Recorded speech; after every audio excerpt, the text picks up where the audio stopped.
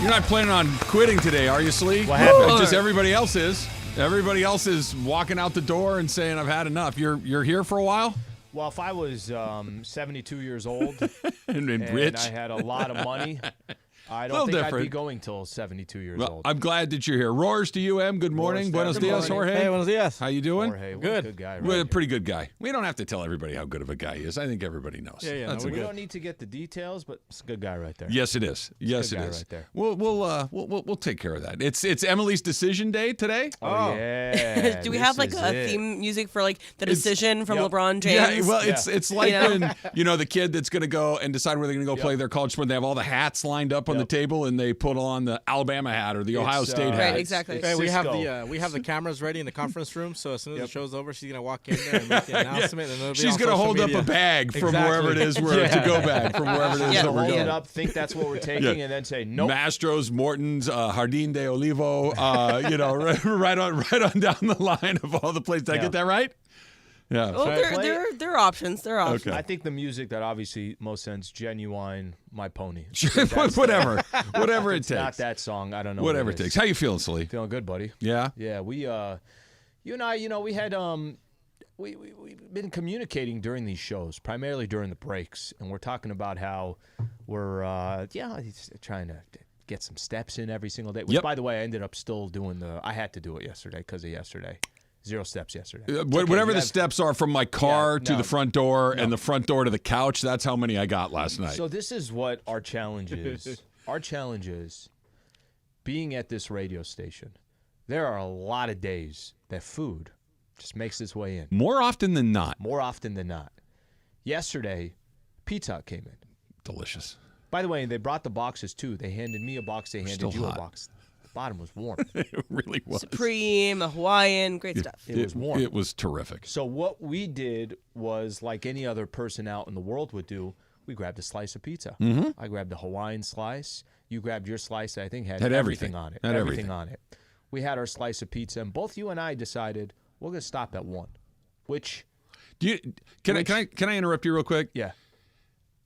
I really don't think you can comprehend how hard that is for me to do. I really don't. I know that it's not easy for anybody, but it might be easier for me. There are multiple boxes of pizza stacked up on top of each other, and I had a slice. That's impossible for me to comprehend. Okay.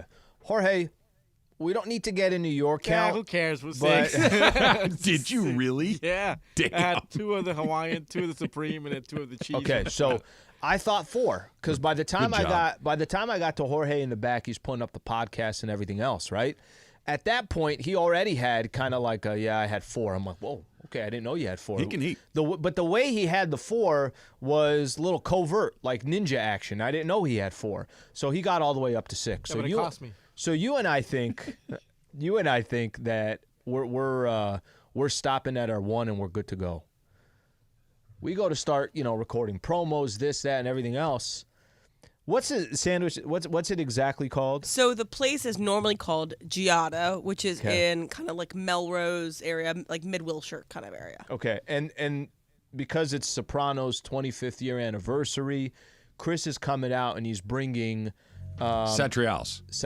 Okay. They renamed their shop for one day in honor of the Sopranos. And they had a sandwich called the Gaba Goul. Yeah, and they're kids from New Jersey. They're really great. They're so good. Okay. That's all I'm trying to get to. It was so I'm weaving to a path of that sandwich was unbelievable. It really Can you explain why it was good? Like, it's the bread, is it the top of the thing? It was all of it. So you know my sandwich theory, right? I've said this on the air many, many times. Yep. If the bread is right, you're 80% of the way home on a good sandwich. Now you just got to get it. It's perfect. Amazing. Yeah, it was kind of like perfect. sesame seed I love the bread, sesame very on crunchy. there. It was like a sesame seed Italian roll that was perfectly toasted. Yeah. You wouldn't change a thing about the roll. And then it was filled with all your typical Italian cold cuts with the shredded lettuce, the dressing, the tomato, with the provolone cheese. It was an A-plus sandwich. And it was about 3 feet in height. It was a good size sandwich. It was huge. It was great, cut in half perfectly. I ended up doing a full half. As did I. You did a full half. Yeah. Gave Chris my other half. I don't know where he took it. You gave yours to Alex downstairs, I think you had mentioned. And because I was going to eat it in the car. If I got to the car with that sandwich, there was no chance it makes it home. None. And I know you well enough that even if you put it in the trunk, you'd have pulled over. You would have pulled over and tailgated in the middle of the freeway. You're right. And that sandwich is big. It would be hard to eat while driving. Well, speak for yourself. Okay.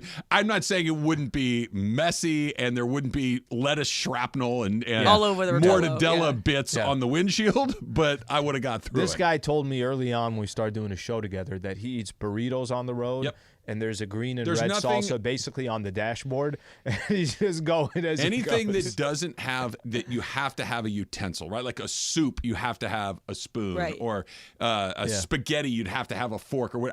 If you can fit it in a hand, then you're good. I'm eating and the Silverado has a nice console in the little middle island too. in the middle, It's got like a good space for that food. Yeah, she gets it. So we ate what we ate. We did what we did, and then I get home and. Michelle and I had talked about this. She told me, I think it was 2 days ago. She's like, hey, I'm craving In-N-Out.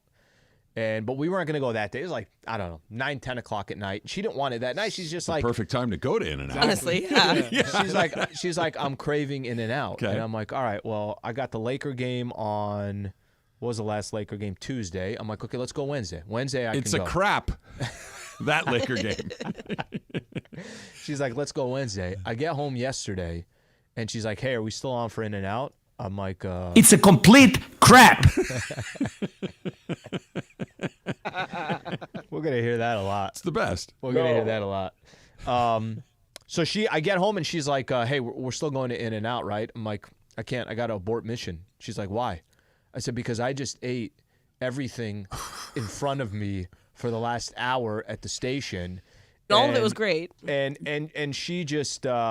I gotta give her some. She's like, okay, well, let's just go. She gave you the fake laugh. No, that doesn't deserve a fake laugh. That doesn't deserve a fake laugh. And she was just like, okay, well, let's find another day to go. We had a planned In-N-Out date, and I basically didn't go. Okay, I got a lot of questions here. Okay. Number one, that you have a set In-N-Out like a couple of days in the future is mind-blowing to me. That you have a reservation. I cannot wrap my head around that, which we'll get to in a second. Is it because I value it like it's a Mastro's restaurant? Maybe. Don't worry. We're gonna get there. I'm gonna try to peel that onion as best as I can. But I want to go back to a part of the story where you felt like you ate everything. I had exactly the same thing you did, and I felt like I made great choices yesterday. This is the difference between you and me. You felt like you had eaten everything that there was in front of you, and I felt like I made really solid choices all day long. Yeah. That in and of itself is the difference between the way that you and I look at this stuff. If you were 5'8" and a half, no, it's not that. Yeah, it is that. No, it's not. It's you have the ability as somebody that is, how tall are you? 6'3"? Yeah. You're 6'3". You get a leniency that other people just don't get. I hear what you're saying, but it's not that I have more whatever the chemical in your brain is that tells you you're hungry. It's not that. I have an eating disorder that is in there that I can't stop. Like, it is a virtual impossibility for me to walk away from this. Like, you're like, I had a meltdown yesterday. I got to stop before. I was like, you know what? I did pretty good today. That's the difference. In a nutshell, we ate the exact same things, more or less, and we had a very different experience with that. You had a shame spiral, and I'm like, I hit the brakes pretty damn good. That's the difference. Usually we get that. Is that not the perfect illustration of how Aaron we Donald is not eating the same food as Steve Nash. It's not the same thing. And usually when we eat like that, we have that guilt trip later on, like 3 hours after. Like, oh, you had the guilt. When I pulled up to your cube, you look like the way you told me for. I'm telling you, it cost me. I'm starting to work out, do something, and dude, I had to go from 50 to 100. I was like, no, I did too much. I'm trying to do 100 push-ups a day and 50 sit-ups a day. That's good. Just to start off, Yesterday I pushed it to 125, and then I went to 75. So you try to work your way back. Yeah. I got home after all these things that we're talking about, and it was like looking into the maw of a great beast. like well, that sandwich was amazing. This is going to, and I'm looking like, do I jump? Do I do it? Like, do I just say, okay, I've already had a bad day. Let's have a really bad / awesome day and go for it. and I didn't. I stopped. It's good job, Travis. Thank you, Emily. I appreciate it. It was like this voice. Just do it. No one will even know. You can just do it. Look, Susan's not home. The kids are gone. Jorge got 2 of them into Disneyland. We're cool. No one will ever know. Just eat it all.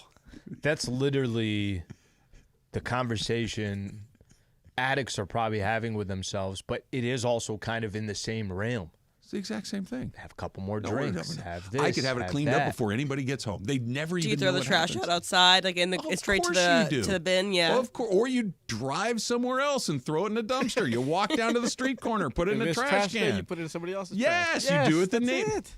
Yeah. Come on, guys. This guy's walking. He's having McDonald's, goodness. going to Burger King to throw the trash away. He's like, I want no traces. Hold on, let me write that down. I want no So when is traces. so when is the no one In-N-Out will thing ever know. for? So did you reschedule? Like, is it on your calendar? No, it's not right now. Okay, it's just later on. Yeah.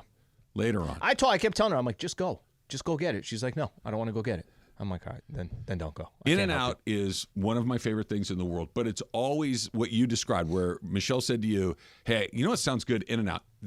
Yeah, it does. Let's go right now. Like, it's always a let's go do it. That you had the ability to say, let's go get it in a couple of days. Let me. So when I'm doing Lakers pre, and Michael, there's a read in there that we're 60 minutes to tip off, presented by In-N-Out Burger, and I do the read. And that's when Michael comes in and joins the pregame show. And Michael will sometimes say, let's say they're on the road, and he's like, oh, gosh, I wish they served In-N-Out out here. You know, they're not served everywhere. Or he'll say, Sliwa, when the game ends tonight, I'm going to In-N-Out. And I'm like, he'll say, I'm going after Wednesday's game. So it's like 3 days away. And I'm like, Michael, so you've planned In-N-Out for 3 days down the road? He's like, yep. I already got my paper plates, and I already got my condiments. Oh, and really? everything. He sets up his car so that he can eat. You know, like he's got. Look, there's a reason Michael looks like Michael and Travis looks like Travis. This is not an accident. It doesn't happen, just randomly. You make choices or you don't. Michael and you do. I don't. You look like a human being. I look like a sack of potatoes, and you just go from there. It's fine. We all make our choices in life and we move forward. Bill Belichick is out. Nick Saban is out. Pete Carroll is out. Sure. Why not, right? These guys, I'm not so sure about Saban, but those other 2 guys, I'm virtually certain are going to land somewhere else. And one of them may land right here in town. We'll get into that next. It's Travis Lee, 710 ESPN. Well, let me tell you something, brother.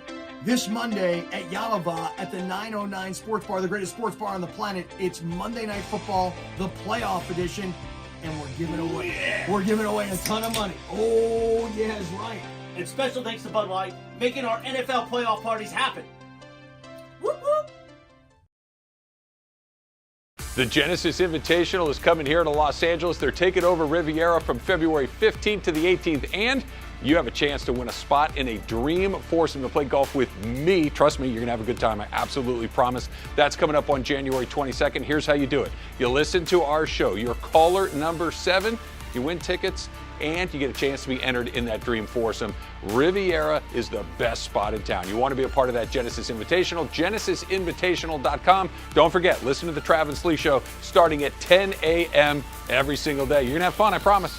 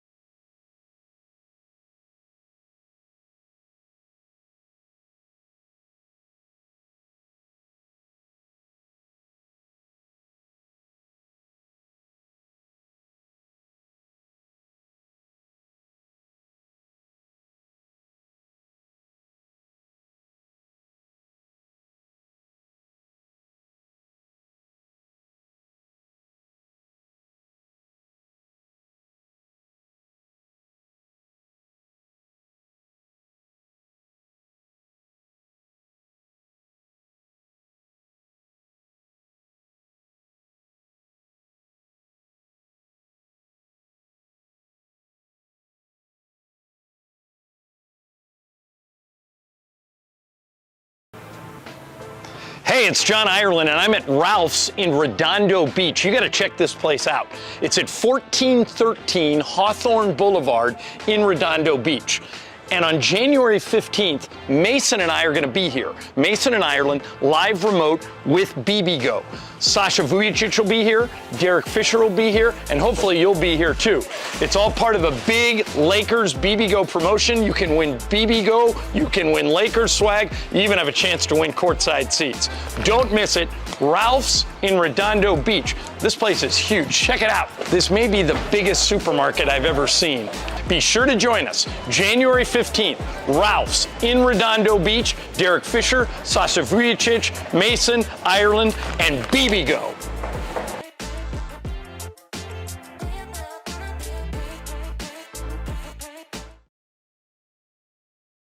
All right, guys, it's officially back. Fifth Row Fridays presented by BBGO. That's the official game day snack of the Lakers, by the way. And this is the best thing we give away. Fifth row seats to a Laker game. How many times do people come up to us and say, hey, give me Laker tickets? Yes. We don't have them. I don't even have them, but you can win them if you listen every day. And these seats are better than the seats that you and Michael have, right? 15 rows better. Yeah. Michael and I are like row 20. So here's how you win. You listen every day to all the shows and take notes. If you can answer 5 questions about what happened on the show that day, you're eligible to win. And don't forget, on Fridays, your chance to call in all 5 right answers, and you are in the fifth row at Crypto.com Arena for a Lakers game. For free!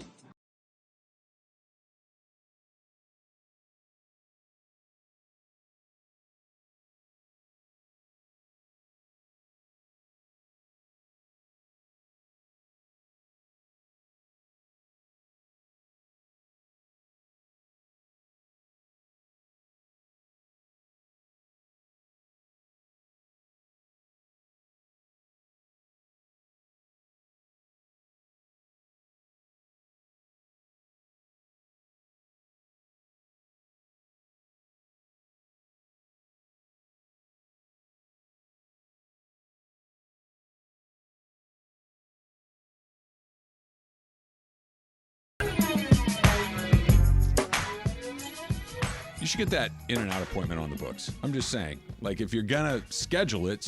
Have something to look forward to, like going on a vacation. But besides, there's never a wrong time for it. Like I remember there one is time, not. Maite is getting into like hamburgers and cheeseburgers and stuff like that. So one day she's like, "Hey, Dad, I'm craving In-N-Out. I got the car keys. Let's go, baby." You got no time to plan for this. Her parents are out in Hacienda Heights, right? That area. And anytime we're trying to get back on the freeway, there's an In-N-Out right there. On 7th, yeah. And it's such a, like, the location of it, it's almost like how you put an In-N-Out there? Doesn't matter. There's an exit and an entrance Doesn't to the matter. freeway. Everyone, It's right there. yeah, exactly. Yeah. Everybody just adjusts. Like, if you know how you say the world's going to end? It's not, yeah. In the chaos. It is. Go ahead. Go on. In the chaos of an In-N-Out, there's actually order. Like, there's It's the most efficient thing you're ever going to lay eyes on. Yeah. So everybody has a job. Anytime you think the world's going to end, just stop by an In-N-Out. You're like, look. You ever there's seen order again? The guy or the girl that's working the fryer, they just bang, bang. They go through 800 pounds of potatoes in 6 minutes. It's unbelievable. It's They're unreal. moving as fast as humanly possible. Absolutely. Yeah, and it's so fun to the watch. lines are only there because it's so good. You know. Exactly. Yes. So I know that there was a ton of turnover in the coaching world. Some great titans of their sports left their sport yesterday, and I think that we've been like totally missing somebody that got left off the radar of all of our sports news. So I'm not going to let this go by the wayside. Okay. Gunther Steiner is no longer the head principal of Haas F1. Okay, guys? He is the star of Drive to Survive, the best person out there. He may not be the best coach. He may not be even close to the best coach. Team principal, please, Oh, Emily. I'm sorry. Team principal. He is probably the worst principal out there, but he is funny, he's lovely, and he is no longer the principal of Haas. And let me tell you this. So yesterday, get home. Actually, in our meeting, you talked about it. You pointed it out to me. It's like, hey, we're doing our little pre-show meeting, and my phone buzzes. I look down at it, and I got a notification. I have the F1 app on my phone, and it's Haas announces that Gunther Steiner is leaving as team principal, and I said, Emily, you're not going to believe it. And so I'm like, oh my gosh, that's crazy. And then I fast forward maybe an hour after the show's over. I get a call from my little sister Maggie in Orlando, and she'll do this sometimes. She'll randomly call me and just catch up or whatever. And if I'm available, I'll take it. So I take the phone, and she's like, "You sound terrible." I'm like, "Yeah, I know." And then is Maggie the one in med school? Med school, yes. And then she was like, "Did you know that Gunther Steiner is no longer on Haas?" I had to tell you. And I'm like, "Yes, I know." I was love told that this the morning. Hebel sisters are F1 heads. And then this is great. About 4 hours later, my sister Claire, because she's on Facebook, so that's how she gets her stuff. So it's obviously like 8 years behind. So Claire calls me and it's like, "Hey, Emily, did you know that Gunther Steiner's out as head principal?" And I'm like, team principal. I'm sorry, I'm getting it's this all. It's the only thing I know, so I'm pretending like I know what I'm talking about. And so it's so funny to me. My family cares about a few things in terms of sports. They're not the typical like A sport people. They like F1. They like college football. Okay. And then they like women's college basketball. Because my dad will text me like, "Hey, did you catch the NC State Virginia Tech game?" And I'm like, "Oh, the men's basketball game?" Like, I don't know. Like, no, the women's basketball game. I'm like, that's awesome. They love ESPN Plus. That is market. an eclectic sports palette. That is, you're painting with a lot of different colors right there. I'm waiting exactly. for like and also the Cricket. the men's volleyball, but only the Big West. Right, exactly. Yeah. But I just didn't want to go through the whole show without Long Beach and Irvine men's volleyball last night. Unreal. I didn't want the show to go by without recognizing Gunther Steiner and what he has done for me and what he's done for F1. So Gunther Steiner obviously is at the top of this list, but some other guys did decide not to continue moving forward. Nick Saban, Bill Belichick among them, and then that Saban's probably the biggest surprise. Belichick, not a surprise at all, because there have been whispers about that for several months. And Saban was kind of out of left field, and we'll get to him in a second. I don't want to kind of walk down that road yet.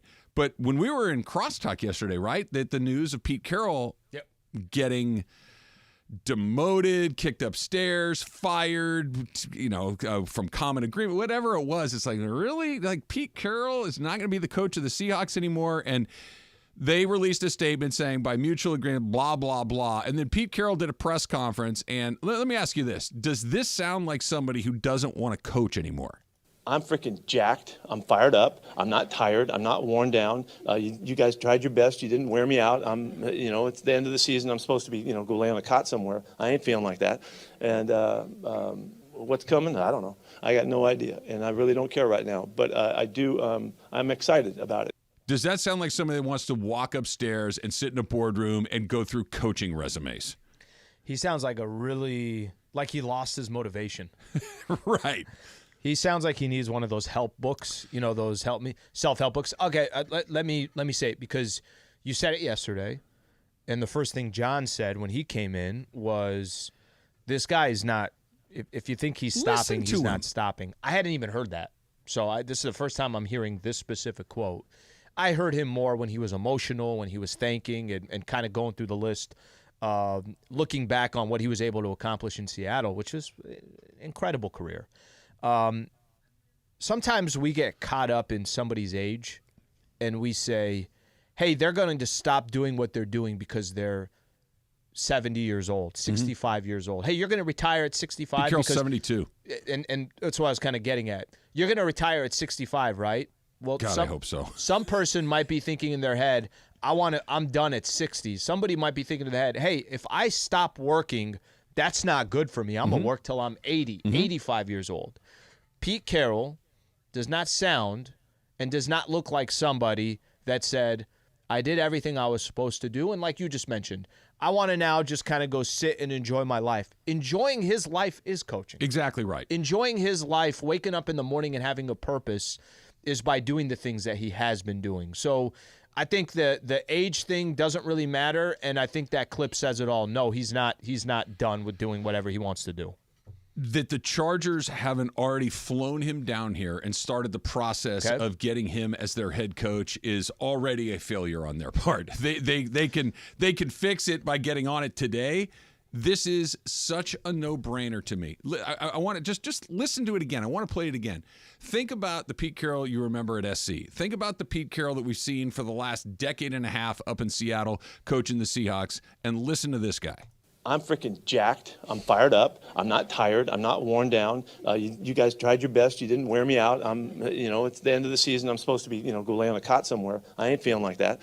And what's coming? I don't know. I got no idea, and I really don't care right now. But I do. I'm excited about it. What do the Chargers need, Al? They need an injection of energy. They need an injection of enthusiasm. They need an injection of a blanket identity. What are the Chargers? They suck. That's their identity. They're bad. They underachieve. They have terrible owners. What they could do instantly, maybe the one thing that would really cut through is hire a guy like that with this unending energy, who is already incredibly well liked in this town from his time at USC, who is good with the media, who would be on talk shows, who would be all over the town and selling the Charger brand, and I got the quarterback and I could do this. And even as somebody who already has a team and much less has a team in town, Pete Carroll with the Chargers? Yeah, I'll check that out. And it could also set up the future. He's 72, so who knows how long he would be coaching if he was coaching. Who knows, but this is not. This does not feel like a short-term thing. Like, Pete Carroll is filled with life. Pete Carroll is filled with energy, and he would it would, for the first time since they rolled into town, it would be hey, what's going on over there? Let's go check Pete Carroll out. Let's go listening to him on our show, Mason and I, on Sedano and Cap, all over town, showing up, doing interviews. Because look, Justin Herbert's the best player. Could anybody tell me what Justin Herbert's voice sounds like? I can't. Right? Is it a Subway commercial? He's virtually nowhere. Commercial. Okay, right. That's right. That he's in a Subway commercial with 7 other guys. Good spot. It's no identity with their best player. He's nowhere. He doesn't show up. He doesn't do media. Pete Carroll fixes all of that. Let me help this out here, because I think there's 2 ways to look at it. Number one, stop thinking that the most obvious choice the Chargers are going to do, because fair. They have clearly not made what sounds obvious to me, sounds obvious to you, sounds obvious to other Charger fans. They kept Staley for 3 years. So let's stop thinking, hey, this makes all the sense in the world, the Chargers are going to do it. Let me give the Chargers the benefit of the doubt. Let me pretend that they just learned from some of their mistakes. They're in a very interesting position. Their position is they are one of the head coaching vacancies right now in a time where, what the heck, all these coaches are available? Harbaugh might leave the Michigan Wolverines and also come to the NFL. We've already talked about Belichick and the situation and wherever he ends up. Pete Carroll is another name right there. Vrabel, we think that there's probably a direct path towards the Patriots. Feels like it. Maybe it feels like it, but they're in an interesting spot too. Let me flip this and ask it the other way. If I'm a head coach out there, where are the Chargers on my list? Because if I can pick between 3 or 4 teams, and maybe the answer is I'll take my chances. It's in the number 2 market in the country. I get to coach at SoFi Stadium. I get to be in the AFC and go up against the I don't know if that's a good thing, Mahomes and Josh Allen, all these teams.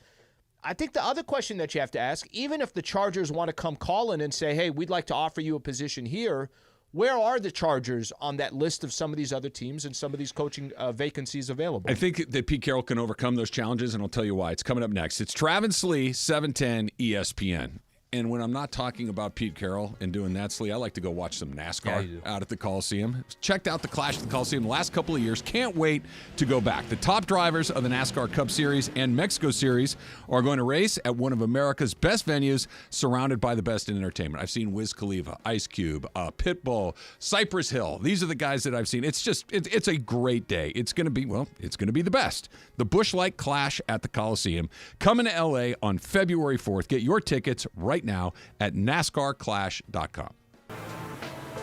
Hey, it's John Ireland, and I'm at Ralph's in Redondo Beach. You got to check this place out. It's at 1413 Hawthorne Boulevard in Redondo Beach. And on January 15th, Mason and I are going to be here. Mason in Ireland, live remote with BBGO. Sasha Vujicic will be here, Derek Fisher will be here, and hopefully you'll be here too. It's all part of a big Lakers BBGO promotion. You can win BBGO, you can win Lakers swag, you even have a chance to win courtside seats. Don't miss it. Ralph's in Redondo Beach. This place is huge. Check it out. This may be the biggest supermarket I've ever seen.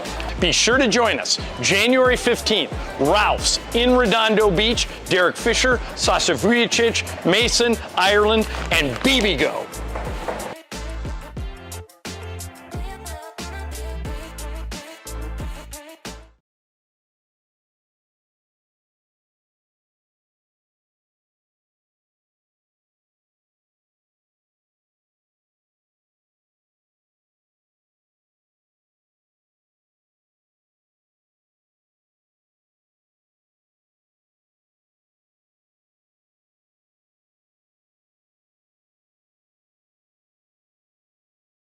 The Genesis Invitational is coming here to Los Angeles. They're taking over Riviera from February 15th to the 18th, and you have a chance to win a spot in a dream foursome to play golf with me. Trust me, you're going to have a good time. I absolutely promise. That's coming up on January 22nd. Here's how you do it. You listen to our show. You're caller number 7.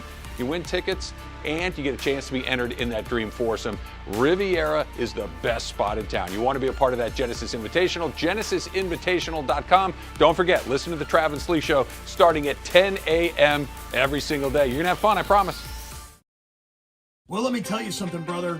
This Monday at Yalava at the 909 Sports Bar, the greatest sports bar on the planet, it's Monday Night Football, the playoff edition, and we're giving away a ton of money. Oh, yeah, that's right. And special thanks to Bud Light, making our NFL playoff parties happen.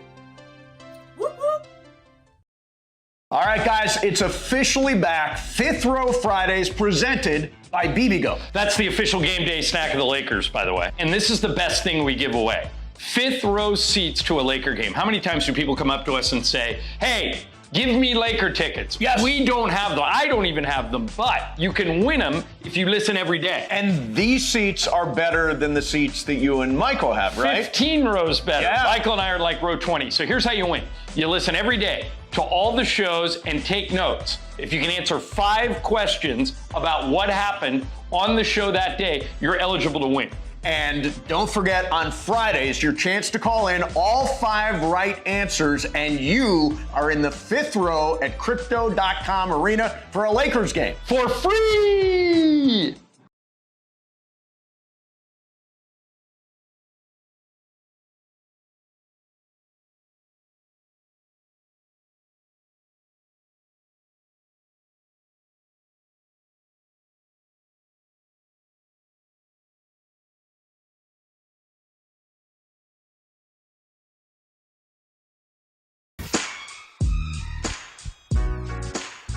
A lot going on today.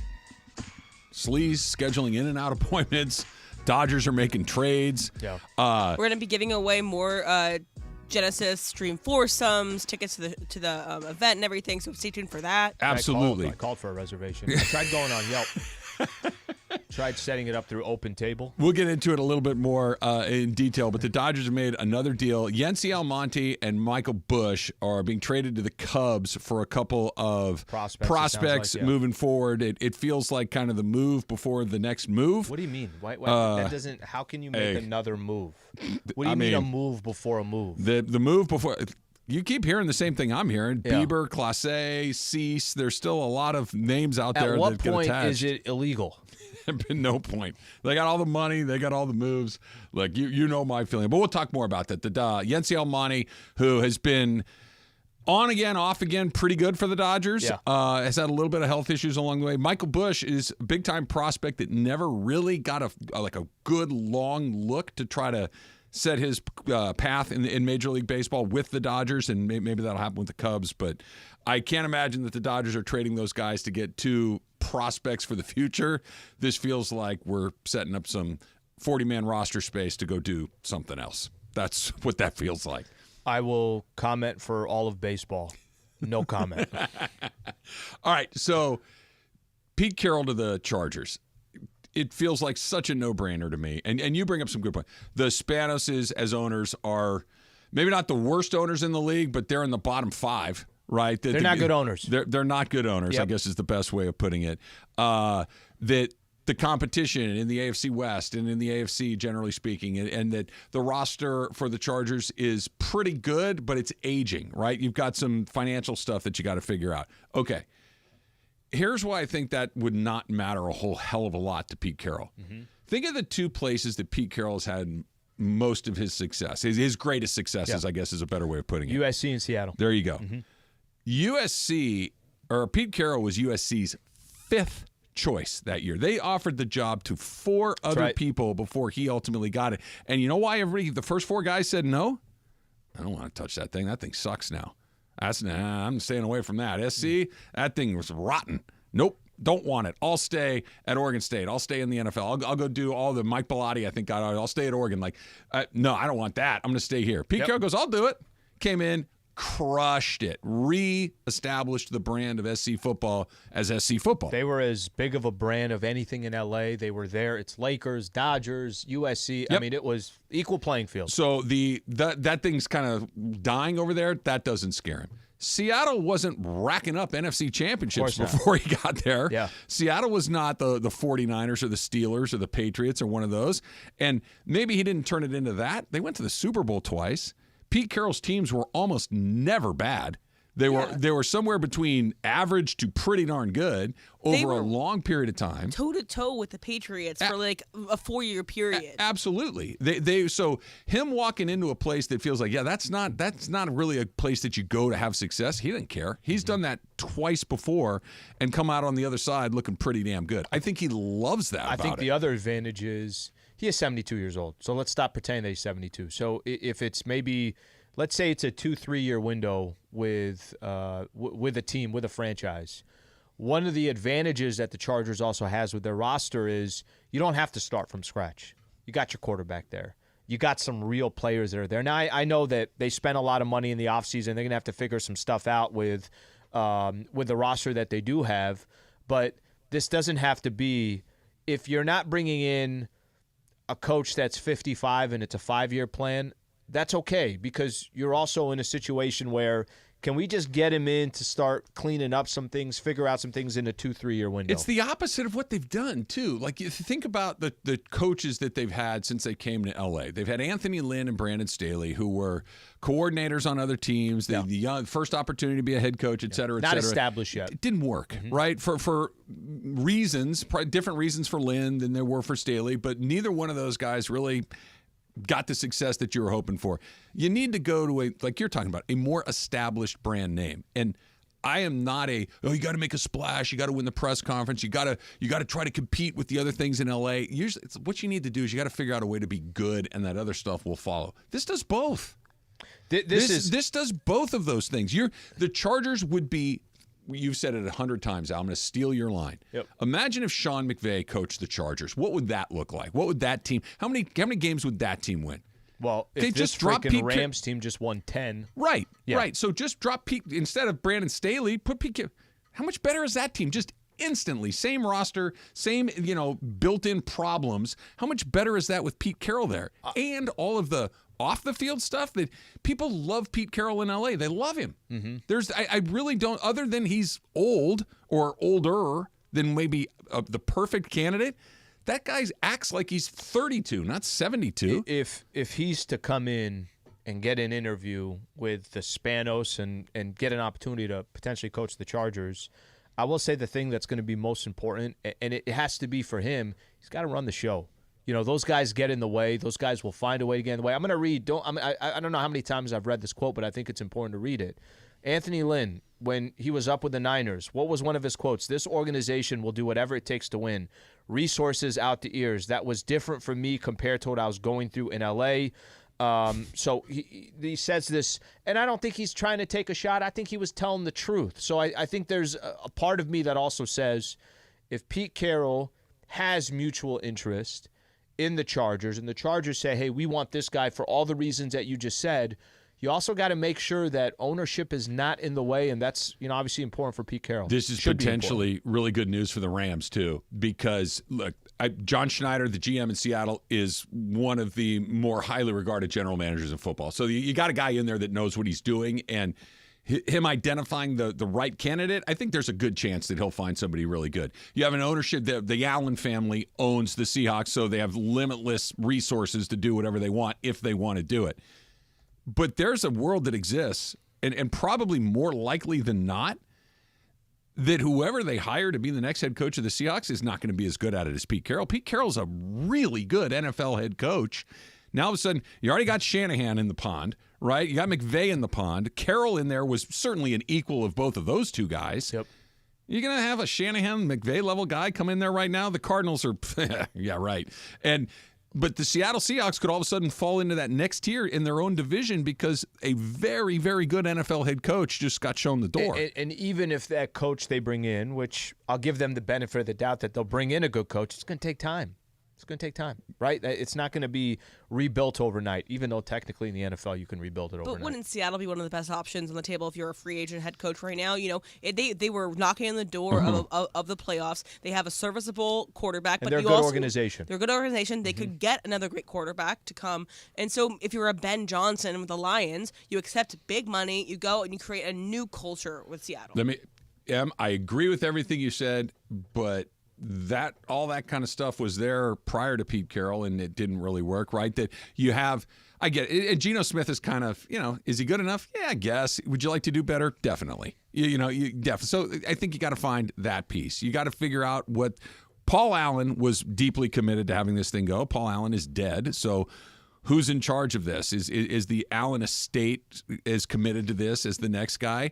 Did you get, I don't want to say lucky, but fortunate with some of your draft picks where you maybe hit at a rate a little bit higher than you typically would? Maybe. And I don't know. The jump-off point for me is the quarterback, and they've got the quarterback for sure. Let's try a quick one. Let's go to the Valley. Let's go to Chatsworth and Tyler. Tyler, you're on with Travis Lee. What's up, Tyler? Hey, man. Listen, I've called you guys before. I'm a season ticket Charger fan. We have the worst ownership in the league. We don't pay for anything. LaDainian Tomlinson went to the Jets and said it was like stepping 10 years into the future. The Jets. You know what I mean? Like, if that doesn't tell you where we're at, we literally prison shanked Tyrod Taylor because we probably got a doctor that graduated from the University of Phoenix. Spanos needs to sell the team. Like, there's no excuse at this point. It's like it's just a poor-run franchise. I know you guys are talking about coaches right now, but the problem starts at the top and trickles down, in my opinion. He's got to sell. Tyler, he's got to go. Tyler, appreciate you calling in. I think it's the only. I don't think he was prison shanked. I believe there was an error during a medical procedure that went awry, and they punctured his lung. Just for clarity's sake. I do like how he had to say for legal sake. I liked how he said it 2 or 3 times. The Jets, not a different franchise. LT didn't go to the Patriots or something else. Listen, I think with any company, business, sport, corporation, of course it starts at the top. And they, year in and year out, prove that they have absolutely no idea what they're doing. And this is somebody, if you told me tomorrow the Chargers are moving back down to San Diego and they're going to be representing San Diego again, which I think everybody believes that's where their fan base is, I would sign up for it again. That doesn't mean that doesn't mean all of a sudden he became a good owner. He's not a good owner. There are the one, I think, saving grace for the Chargers to become something in L.A. is if Dean Spanos at some point said, guys, I'm selling the team. That's why everyone was so excited about Artie Moreno. It actually, I think it could happen because of how crazy the money is for the NFL, and you got these multi-billionaires that now are pushing their weight around, and you get one of these teams in LA. Why now, right? The prices of these teams don't go down. Wait 5 years. If it's, I'm making up numbers. If it's $4 billion now, it's $6 billion in 6 years. Maybe the only way is, what's the difference between, and you got family stuff that's going on, people that do want to sell within the family. The siblings hate each other, right? There isn't, let's just say, a good relationship there. Yeah. So, however it works, but Trev, that's the only way it changes. right? If Kroenke took over the Chargers tomorrow and didn't own the Rams, there's going to be time, and before you know it, the Chargers would then be successful. I don't disagree with you, but here's the thing. A coach makes just like the Rams had a run of about 10, 12, 15 years where they just couldn't get out of their own way. McVay shows up, bang. Coach matters. Of course it does. It's the sport where the coach makes the biggest impact in the shortest amount of time. And when you get a chance to get a good one, even if the owner sucks, and I'm not trying to talk you off that point. Well, and I'm I'm not devaluing the coach. I'm just going to his point about the owner. The Jets. Hey, did you see? Coming up next, it's Travis Lee, 710 ESPN. Emily mentioned my Silverado just a few minutes ago, and she's not wrong. Absolutely love my Silverado truck, and I absolutely love that I got it at Rolo Chevrolet, right off the 210 freeway, Sierra Avenue exit. Right, and you're in there. A sea of Silverados, every make, model, and color that you can imagine. And this is what they do at Rotolo. They get you exactly the vehicle you want at a price that you want, and you feel great about it. That's why they've been Dealer of the Year 13 years in a row. 13 years in a row, Chevy Dealer of the Year. So go find out for yourself what all the fun's about. I'll give you a little sneak peek. Courteous, upfront, transparent. You feel good about it. When's the last time you could feel that way about buying a car? That's what's going to happen at Rotolo Chevrolet. That's what Mike Capozio insists on every single day for every single customer. RotoloChevy.com. ROTOLO. RotoloChevy.com. Go on in, see what all the fun's about, and tell them that Travis sent you. The Genesis Invitational is coming here to Los Angeles. They're taking over Riviera from February 15th to the 18th, and you have a chance to win a spot in a dream foursome to play golf with me. Trust me, you're going to have a good time. I absolutely promise. That's coming up on January 22nd. Here's how you do it. You listen to our show. You're caller number 7. You win tickets, and you get a chance to be entered in that dream foursome. Riviera is the best spot in town. You want to be a part of that Genesis Invitational, genesisinvitational.com. Don't forget, listen to the Travis Lee Show starting at 10 a.m. every single day. You're going to have fun, I promise.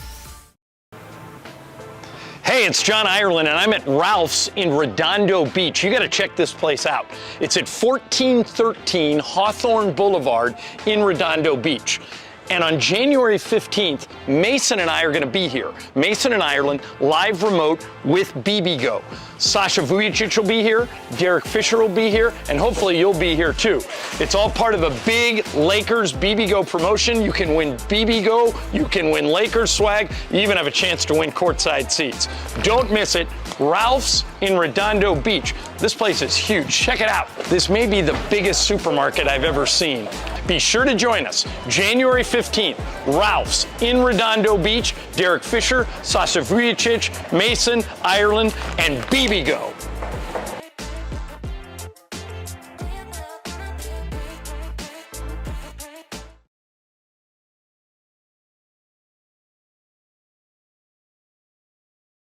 Well, let me tell you something, brother. This Monday at Yalava at the 909 Sports Bar, the greatest sports bar on the planet, it's Monday Night Football, the playoff edition, and we're giving away a ton of money. Oh, yeah, that's right. And special thanks to Bud Light, making our NFL playoff parties happen. Whoop, whoop.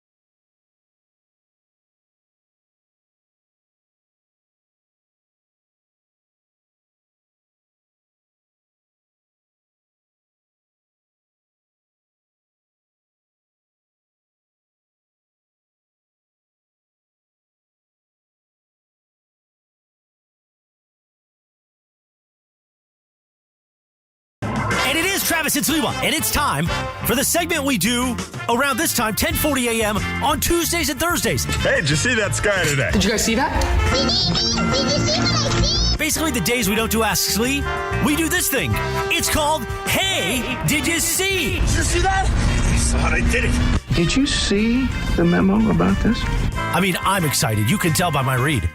Hey, did you see? So, hey, did you happen to see? It's time for Hey, Did You See? Hey, man, did you touch my drum set? Have you read this? Right now on Travis and Sliwa. So, Jorge, before you get into it, I just got a text from my oldest saying, hey, what kind of beer does Jorge like? And I said, it just doesn't matter. just get it to him. Just get it to him, and he'll be good to go. So you got something. 6-pack, just to be generous. There you go. You got something coming your way. What do you got? Okay, so last year we got invited to a Super Bowl party. Yeah. A big game party. That's what we have to call it. Travis lost his voice, and it was really great. So, you know. That's not what, for like you said a second ago, Em, for legal purposes, that's not what happened. Oh, right. But sure. You just lost it along the way. I had lost it prior to, but go ahead. So, you know, there's a bunch of TVs, there's the food's on point, there's drinks flowing around, stuff like that. So I found this clip with Deebo Samuel on the Rich Eisen Show. And Rich, I asked him about how he's watching the games this weekend, and this is what Deebo said. Well, how are you watching the games this weekend? Where are you watching them? On the couch with my feet kicked up, chilling. You know, we'll just be chilling, watching some football, man, just to see who we play. Okay, and what do we got? Is a 98-inch screen? What do we have? How big is that? About 90. We got about a 90-inch in the living room. Okay, all right. Got a nice little fireplace down there. It's a little nippy up here right now, so you turn it on a little bit. Okay, understand. So the fireplace is on, 90-inch, 4K. What's the food? Got some wings and fries. You know, you got the football food. I want to go to Debo's Deebo, house. you got to play football. Wings and fries. Wings and fries. That's why we work out.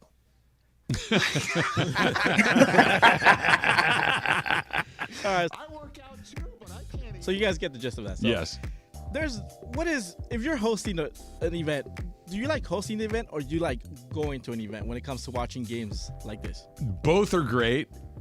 I like having people come my way because then I don't have to get home. And I'm not even talking about like in a drunken sense kind of way, but like the games are over, the night's over, I'm home, I can do whatever it is that I need to do. And I don't mind hosting. I like it. I like having people over. I like making drinks. I like making sure everybody has a good time and is comfortable and set up. I love to do it. But if you said to me, hey, Debo's called and said he wants you to go watch his 90-inch TV and eat his wings and fries, I'm on my way. So I prefer going, and maybe this also just has to do with I don't live in a big place, so even if I'm inviting people over, it's not going to be a ton of people. But some of the things I like about going to somebody else's house, A, I get to just get out of my own environment. B, I get to bring something to them. Maybe it's a little bit unique, taking care of them, liquor, food, whatever the case is. And probably the most important thing, when I'm done, I'm done. Thank you for the time. I appreciate it. You can make that and I'm not talking about you specifically, that, hey, you need any help cleaning up? Because the answer is always, no, man, we're good. Here's the funny thing. And you made the offer, and you get to leave. And even if you help, what are you really going to do? You're going to take the trash out. You're going to put a few things away. Like, It's going to take 10 minutes and Tops. for you. Yeah. And then, whoever's there, it's going to obviously take a lot longer. Good case. So I am on the side of I like to host as well. I know this is a shocker to everybody, but I really like to control things. No. So I like to be the person in charge of BS. I call you BS. I like to be the person in charge of the volume, in charge of the. Em, you could have stopped it. I want to be the person in charge. We're Em, good. Why are you lying to us? I don't like that you're lying to us. But I also, I like setting the tone. So I enjoy hosting people, but also that clip, he sounds just as animated as he was with us. He sounds just as excited. No. Al's right. Yeah, he sounds in that clip like he's doing a Carrot Top stand-up session. Yeah. With us, it was like, hey, Debo, big game this weekend. What do you think? We got to win. Okay. They were eliminated at that point. I think it was that's after right. the We were Rams previewing just the beat Super Bowl. them. We were previewing the Super Bowl. Yeah. See, I like the clip because it kind of takes you behind the scenes of what the life of somebody like a player like him is like. He's just like you and me watching the game. He's just got a nicer, bigger TV and a nicer, bigger living room with nicer, better food. right? It may be the same like setup with the wings and stuff, but they're coming in. He's not jumping into the car to go get him. There's a guy coming in that's going to set the whole thing. It's just a better way to do what we like to do. Yeah, we got to make a phone call, see if there's going to be a big game party. There usually is, right? There usually is. But look, we've only been invited about half the time. So we went last year, so we probably get left out this year. Probably. You never know. You never know. All right, fool. So September, February 3rd. I mean, September, February 3rd. That's confusing. Go Saturday, ahead. February 3rd. I love September, February 3rd. I'm going to pull that just for my favorite time of year. Saturday, February 3rd, Dodger Fest is going to go on. And on the list for Dodger Fest, there's Shohei Ohtani, Tyler Glasnow. They're going to make an appearance. Mm-hmm. Ohtani's a man of the people. Yeah, he is. Players like Ohtani don't show up to things like this very often, right? This was, when you sent that to me yesterday, I'm like, wow. And look, when somebody strokes you a check for $700 million and they ask you to show up to something, you probably should. And I get that, but he can say no. I mean, the deal's done. He can do whatever he wants.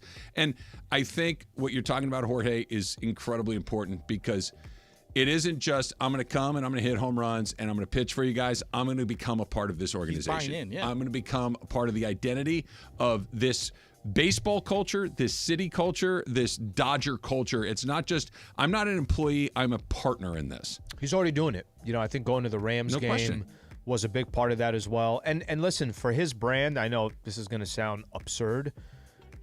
His brand does have room to grow in LA. Sure it does. He does. It is going to go to another level here. And you know when else it's going to go to another level? When he's playing in meaningful games in fall.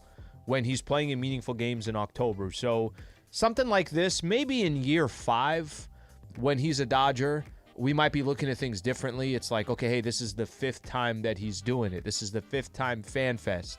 But definitely for the first one, it doesn't get any bigger. You're the biggest name in sports right now. It's a smart move on his part. It's an incredibly smart move on his part. And the last step is what you just said. Go out and win a World Series or two in relatively short order. And now you're not only a great player and a marketing, whiz, you're a legend. Yeah, you're an icon. You're a legend. Babe Ruth did a whole bunch of things, but they also won the World Series. Mm-hmm. And you got to go do that. You got to punch that last part of your ticket, and everything else takes care of itself from there.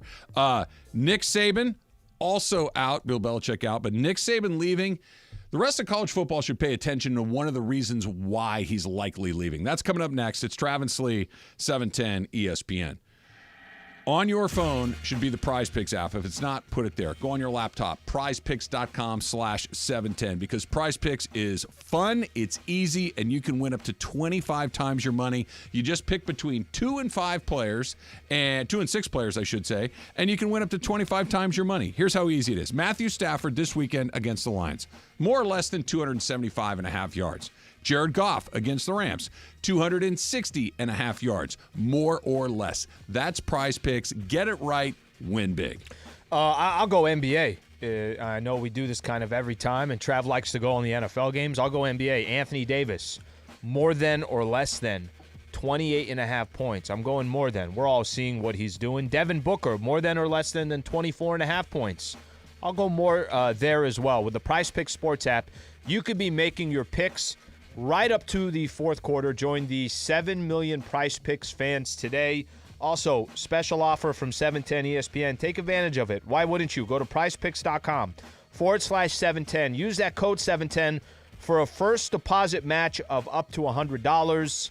Must be present in certain states. Visit prizepicks.com for restrictions. I'm attorney. The Genesis Invitational is coming here to Los Angeles. They're taking over Riviera from February 15th to the 18th, and you have a chance to win a spot in a dream foursome to play golf with me. Trust me, you're going to have a good time. I absolutely promise. That's coming up on January 22nd. Here's how you do it. You listen to our show. You're caller number 7. You win tickets, and you get a chance to be entered in that dream foursome. Riviera is the best spot in town. You want to be a part of that Genesis Invitational, genesisinvitational.com. Don't forget, listen to the Travis Lee Show starting at 10 a.m. every single day. You're going to have fun, I promise.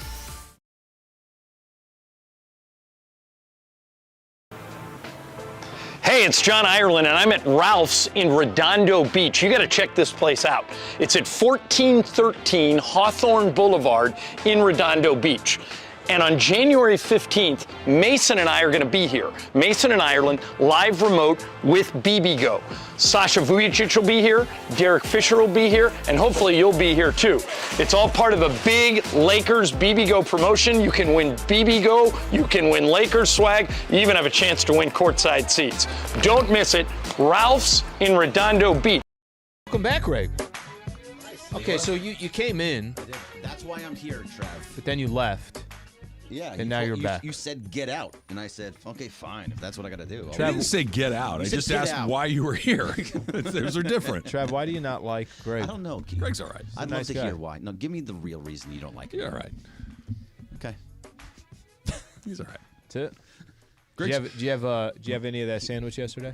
I did. It was good. Oh, it was delicious. I loved it. The Gaba Goul, that's for you, Graham. He was offering it to everybody. Hey, you want some of this Gaba Goul or whatever? The Gaba Goul. Hey, I got two sides of the Gaba Goul. But he was doing it differently. He was doing it. He was holding a sandwich like this, shredded lettuce going everywhere, dressing going everywhere, and he's like asking people to take a bite on your mother's birthday. On your mother's birthday, it was after midnight. It was the part. best sandwich I've had in a really long time. I really liked the bread. I thought it was just delicious. I just couldn't eat both sides of it. Neither could I. Yeah, shouts out to Giada is the original name of the place. It is Stradiatelles or whatever. Satrials for Sopranos. You know my sandwich talking theory. about over there, eh? You know my sandwich theory, right? No. 80% of the success of the sandwich is determined by the bread. The Absolutely. fact that you mentioned that if the meat and everything else is perfect and the bread or the roll sucks, that's a bad sandwich. You're out. If the bread is perfect and the stuff inside's just meh, You're fine. great sandwich. Yep. No, the bread, 100% I agree with you. The bread makes all the difference in the world on it. Yep. That's why you get a sandwich, to eat the bread. That's the whole point. I mean, pretty much. Greg's okay because he likes the Dodgers. That's my favorite part about Greg. What's going on with the Dodgers? They do something? Yes, give us yes, they did. So I I think there's a lot that goes into that. I heard you talking about it when you announced that the trade went down, that this is the move before the move, and I think you're absolutely correct. So it was Michael Bush and Yency Almonte. If you have it in front of you. I do. Ahead. For two what are called toolsy teenage prospects, a left-handed starter, Jackson Ferris, and outfielder Zahir Hope. That according to ESPN. I don't think the Dodgers are getting rid of a guy that they've used frequently in the bullpen in Yency Almonte, who's been good more often than not. Michael Bush is a highly regarded prospect. Top 50 overall. Yep, he's a really good guy for a couple of guys that may or may not end up on their team later. So can you guys put the pieces together? You said the move before the move. So what exactly does that mean? There's two pieces that go into this. Because you signed Teoscar Hernandez, you needed to open up a roster spot on the 40-man roster. So one of those spots is going to be for Teoscar Hernandez. The other spot is going to go to somebody else. Now, who that person's going to be, I don't know. It could be somebody like Dylan Cease. It could be somebody like Josh Hader. Class A. It could be Bieber. a lot of Bieber. There's a bunch of different names that it could be for, but they are going to make a trade. This is in my opinion, they're going to make a trade. Look, if this were anybody else, I'd be like, this is the dumbest thing in the world. And because it's happening to my team, I'm just going to roll with it and hope that everything works out. And the fact that they've gotten such unbelievable talent, I think that it's likely to work out. But they're going scorched earth. They're literally going with okay, we're done just kind of being in and going, anything can happen. They're literally, we're going to not leave a single stone unturned, a single player unavailable, whatever it takes to build the greatest roster ever assembled in the history of baseball, we're doing it. I'm going to ask you a question. Let's say Shohei decided to sign somewhere else, and it didn't happen. But everything else did? No. Okay. Shohei doesn't happen. Does then all of a sudden Glass now not happen? Let me. Yamamoto has said that he would have still come. The trickle effect, not that matters. But even if Yamamoto came, he's not deferring, right? He's not deferring the money the way he is. Well, Yamamoto didn't defer. Right, but what I'm saying is that if he comes, he's just signing.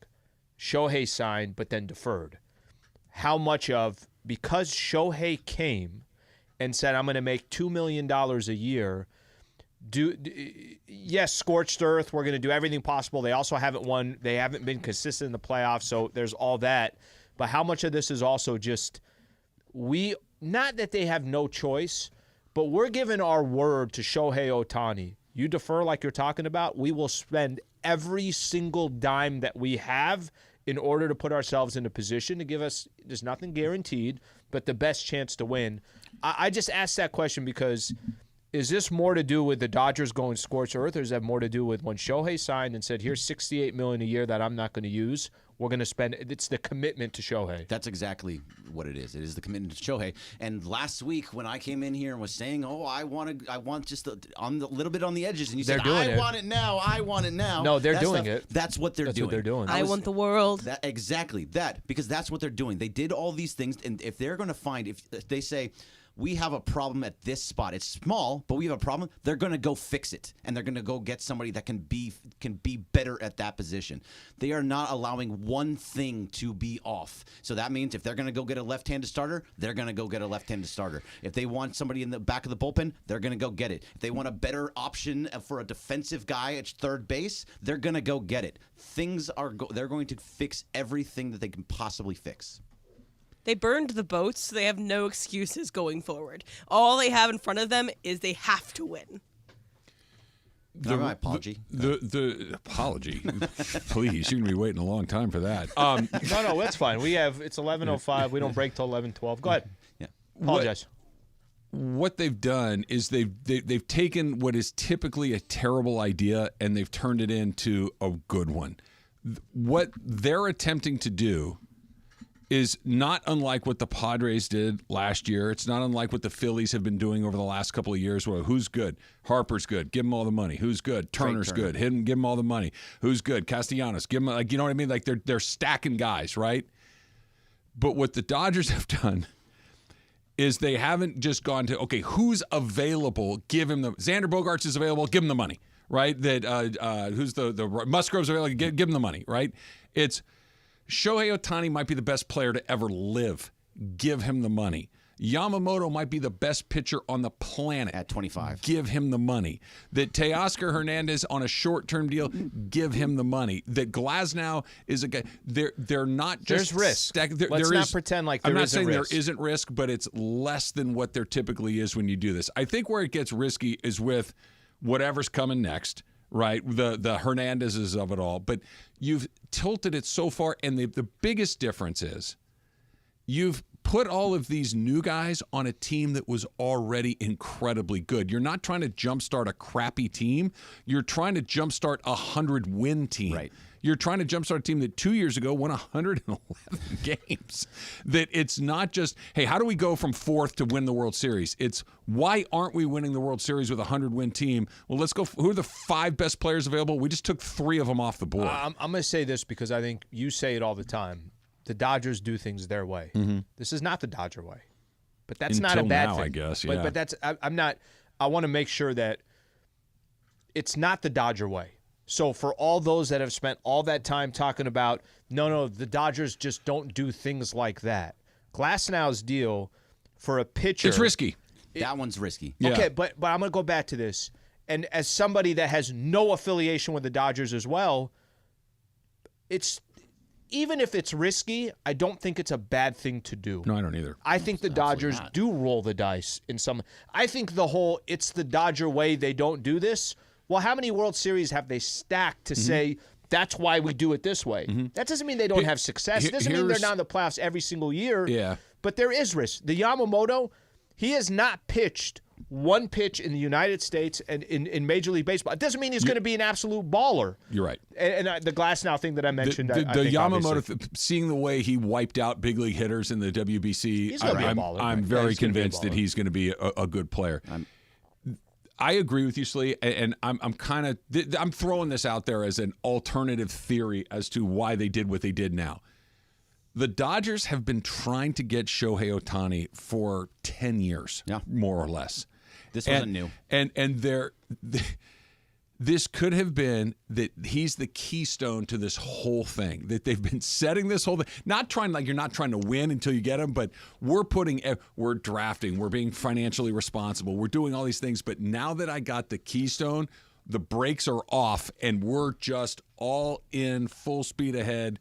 like Emily said, burn the boats. Yeah. There's well, no last year more they didn't restraint. go crazy because of Shohei. That's exactly what it was. But the point I'm making is, and I'm supporting that point. This is going back 10 years. This wasn't just, hey, he's a free agent next year. This is we just missed him coming out of high school. We just missed him when he showed up to the major leagues 6 years ago, and we finally got him. That this is the key that unlocks the door to them unleashing hell on the rest of baseball. That's why you go out and get Lance Lynn at the deadline instead of somebody with a much bigger name. They probably could have traded for Dylan Cease last year. They probably could have found some way. Now. They might. Yeah, well, they might get him now, but you don't do it then because you didn't have Ohtani yet. Everything was based around him. This is illegal. It's if you like baseball, if you're a fan of any other team, it's illegal. If you're a fan, this is exactly. If you're a Dodger fan. This is what you've been screaming for your entire thing. You have the money. You make so much money coming in. Go spend it. But I think beyond your wildest dreams, no way any of you thought this was going to be the Dodgers offseason. I thought the best possible wildest dream outcome was Ohtani and Yamamoto. Yep. I thought that was now you're adding. I'm more sensitive. But Trav, think about what you just said. Yeah. And I'm talking wildest dream fantasy island. Not that it can't happen. Right. But you're going to walk away in the summer after you won 100 games and you already have the squad that you have. You got Shohei and Yamamoto, and it didn't stop there. It hasn't stopped there. And it's probably going to be – we're going to probably be sitting here in the next 2 weeks, and you're going to say probably something like, guys, I think we have too much talent. The gods are going to get upset because you did that 3-4 days ago. Here's the thing. And we don't know. I'm optimistic, but you just don't know. The pressure to win is going to be unprecedented, literally unprecedented. The pressure to, if they lose 3 games in a row, get What's ready. Wrong?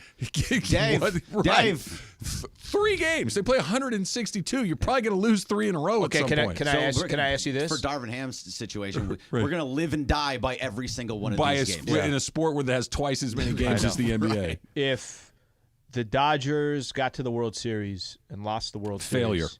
Well, that I already know. There's no such thing besides win the World Series anymore.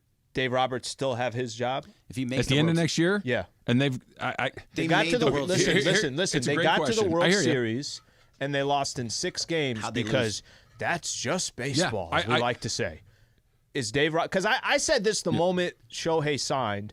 I said every single day moving forward, Dave Roberts is playing for his job. He's managing for his job. If they don't win the World Series, they got to the World Series and they lost in 6 games, I don't care what the scenario is. It doesn't matter what the scenario is. Does Dave Roberts still have his job? Okay, if I would have told you they win 111, they're out in the first round, would he still have his job? No. If I would have told you they won 100 and they're out in the first round swept, does he still have his job? No. He kept his job both times. I'm with you. I can't imagine that he would, but Andrew Friedman clearly feels differently about these things. I don't. So the answer to your question is I don't. I would sack him. I would have sacked him by now, but I don't know.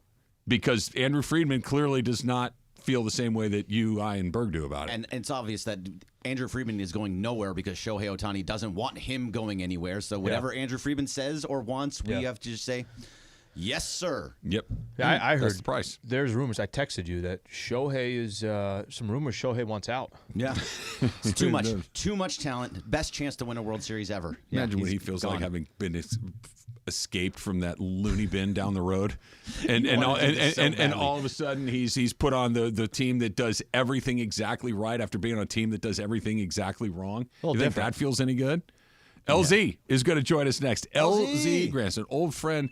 The Rams are his 5. Only the Lions were his 4. I don't know. He's got a very mixed up bag coming in. He'll join us next. Tell him to give me his Comrex back. Does he still have? That's my Comrex. That's yours. I need it back. So tell him. You tell him. We'll start right there. We'll start right there. That's coming up next. It's Travis Lee, 710 ESPN. I want to introduce everybody to Pizza Hut's new $7 Deal Lovers menu. Tons of your favorite Pizza Hut faves, starting at just $7 each.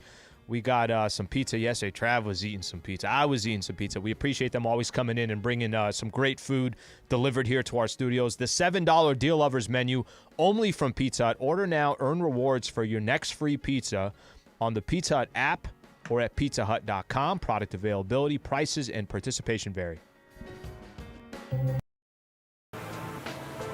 Hey, Hey, it's John Ireland, and I'm at Ralph's in Redondo Beach. You got to check this place out. It's at 1413 Hawthorne Boulevard in Redondo Beach. And on January 15th, Mason and I are going to be here. Mason and Ireland, live remote with BBGO. Sasha Vujicic will be here, Derek Fisher will be here, and hopefully you'll be here too. It's all part of a big Lakers BBGO promotion. You can win BBGO, you can win Lakers swag, you even have a chance to win courtside seats. Don't miss it. Ralph's in Redondo Beach. This place is huge. Check it out. This may be the biggest supermarket I've ever seen. Be sure to join us January 15th. Ralph's in Redondo Beach. Derek Fisher, Sasha Vujicic, Mason, Ireland, and BBGO.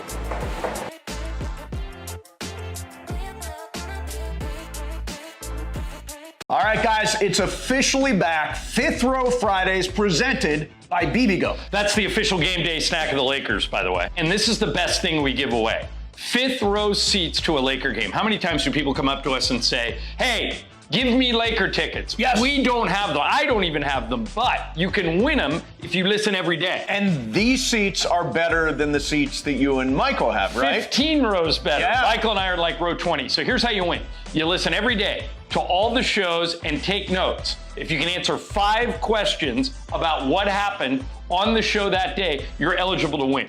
And don't forget, on Fridays, your chance to call in all 5 right answers, and you are in the fifth row at Crypto.com Arena for a Lakers game. For free!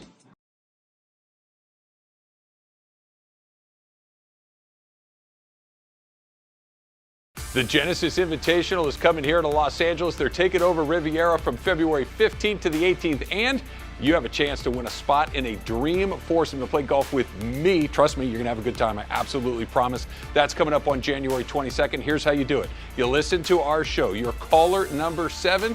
You win tickets, and you get a chance to be entered in that dream foursome. Riviera is the best spot in town. You want to be a part of that Genesis Invitational, genesisinvitational.com. Don't forget, listen to the Trav and Slee Show starting at 10 a.m. every single day. You're going to have fun, I promise.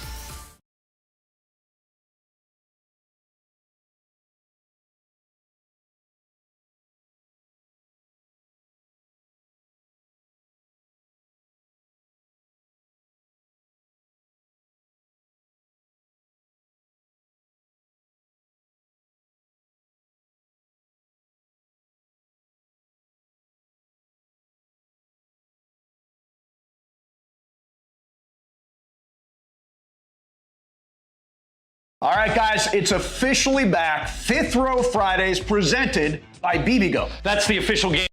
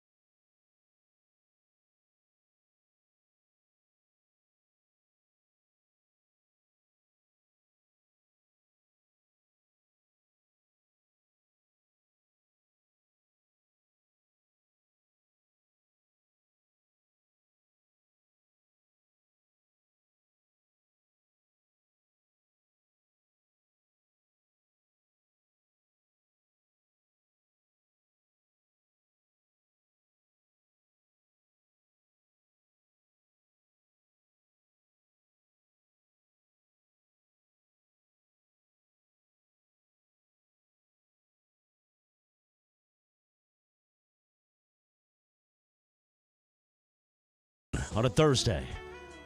Don't adjust your radio. It's not a live imaging Tuesday. But you know, Trav and Slee, sometimes you require a live rejoin even on a Thursday. Special day. When we're about to bring on greatness. Yes. A man that I love. A man that you love, Travis. A man we've embraced with. And I have. Many times. Many times. The great LZ Granderson joins the show. What's up, my friend? What's up, fellas? Now, what do you mean by embrace? Oh, LZ, we've embraced a lot. When I walk by where you used to, because now I do these downtown LA morning walks because I live down here like you used to, basically. I think about our moments. I think about our moments as I crossed the circa. The massage moment. The time that you and Jorge were in the car and you tried to get us to come upstairs. We need to clarify something. I wasn't involved with the massage. I just made sure you arranged it. Knew someone who could give. Yes. I was not involved in actually. Neither I nor my alter ego Mysterio was involved in massaging of Morales. Now, if you ever move back and live at the Circa, I would like Alan Sliwa to come with me one day, and we both get massaged. Yeah. Hey, man, brother. I don't know. I don't know about that. That's between you and Slee. I can't speak on him. LZ, could I get a little clarity on something? Because I've heard everybody's side of the story, but LZ. When you guys used to make your Starbucks runs in the mornings, okay? So from what let me just set up as best as I can. Let me set up as best I can. I will tell the truth. Supposedly, LZ, there was a little bit of like, hey, I'll handle it this week. You handle it the next week. And it was just kind of a revolving door rotating. And then the cheapskate got tired. Okay. I wanted to make this clean slated here. At one point, it sounds like Trav decided to get out of the mix here. Can you tell us what happened here with the app and people spending money in the morning? I really think it was about his discomfort with Jack. That's what I really think. If you get there, because occasionally Jack would hand over the coffee and he would touch your fingers ever so slightly. LZ, I feel like this was specific to you. Jack and I never did anything other than order coffee, deliver coffee, and say thank you. So, Slee, there was a gentleman that worked at Starbucks named Jack that we would see each morning, and he may have been more excited to see LZ1, thinking Chris, interestingly, too, because Chris seems open-minded. Travis least. For sure. Because Travis was not open-minded. He wasn't open-minded, but his fingers were long enough to be touched. But that's why he used to order vacancies all the time. He thought a bigger cut would make it more difficult for Jack to actually touch him. But I would always ask for a cardboard carrier just for safety's sake. So I actually don't know, Slee, what was the ultimate breakdown between the Starbucks coffee runs.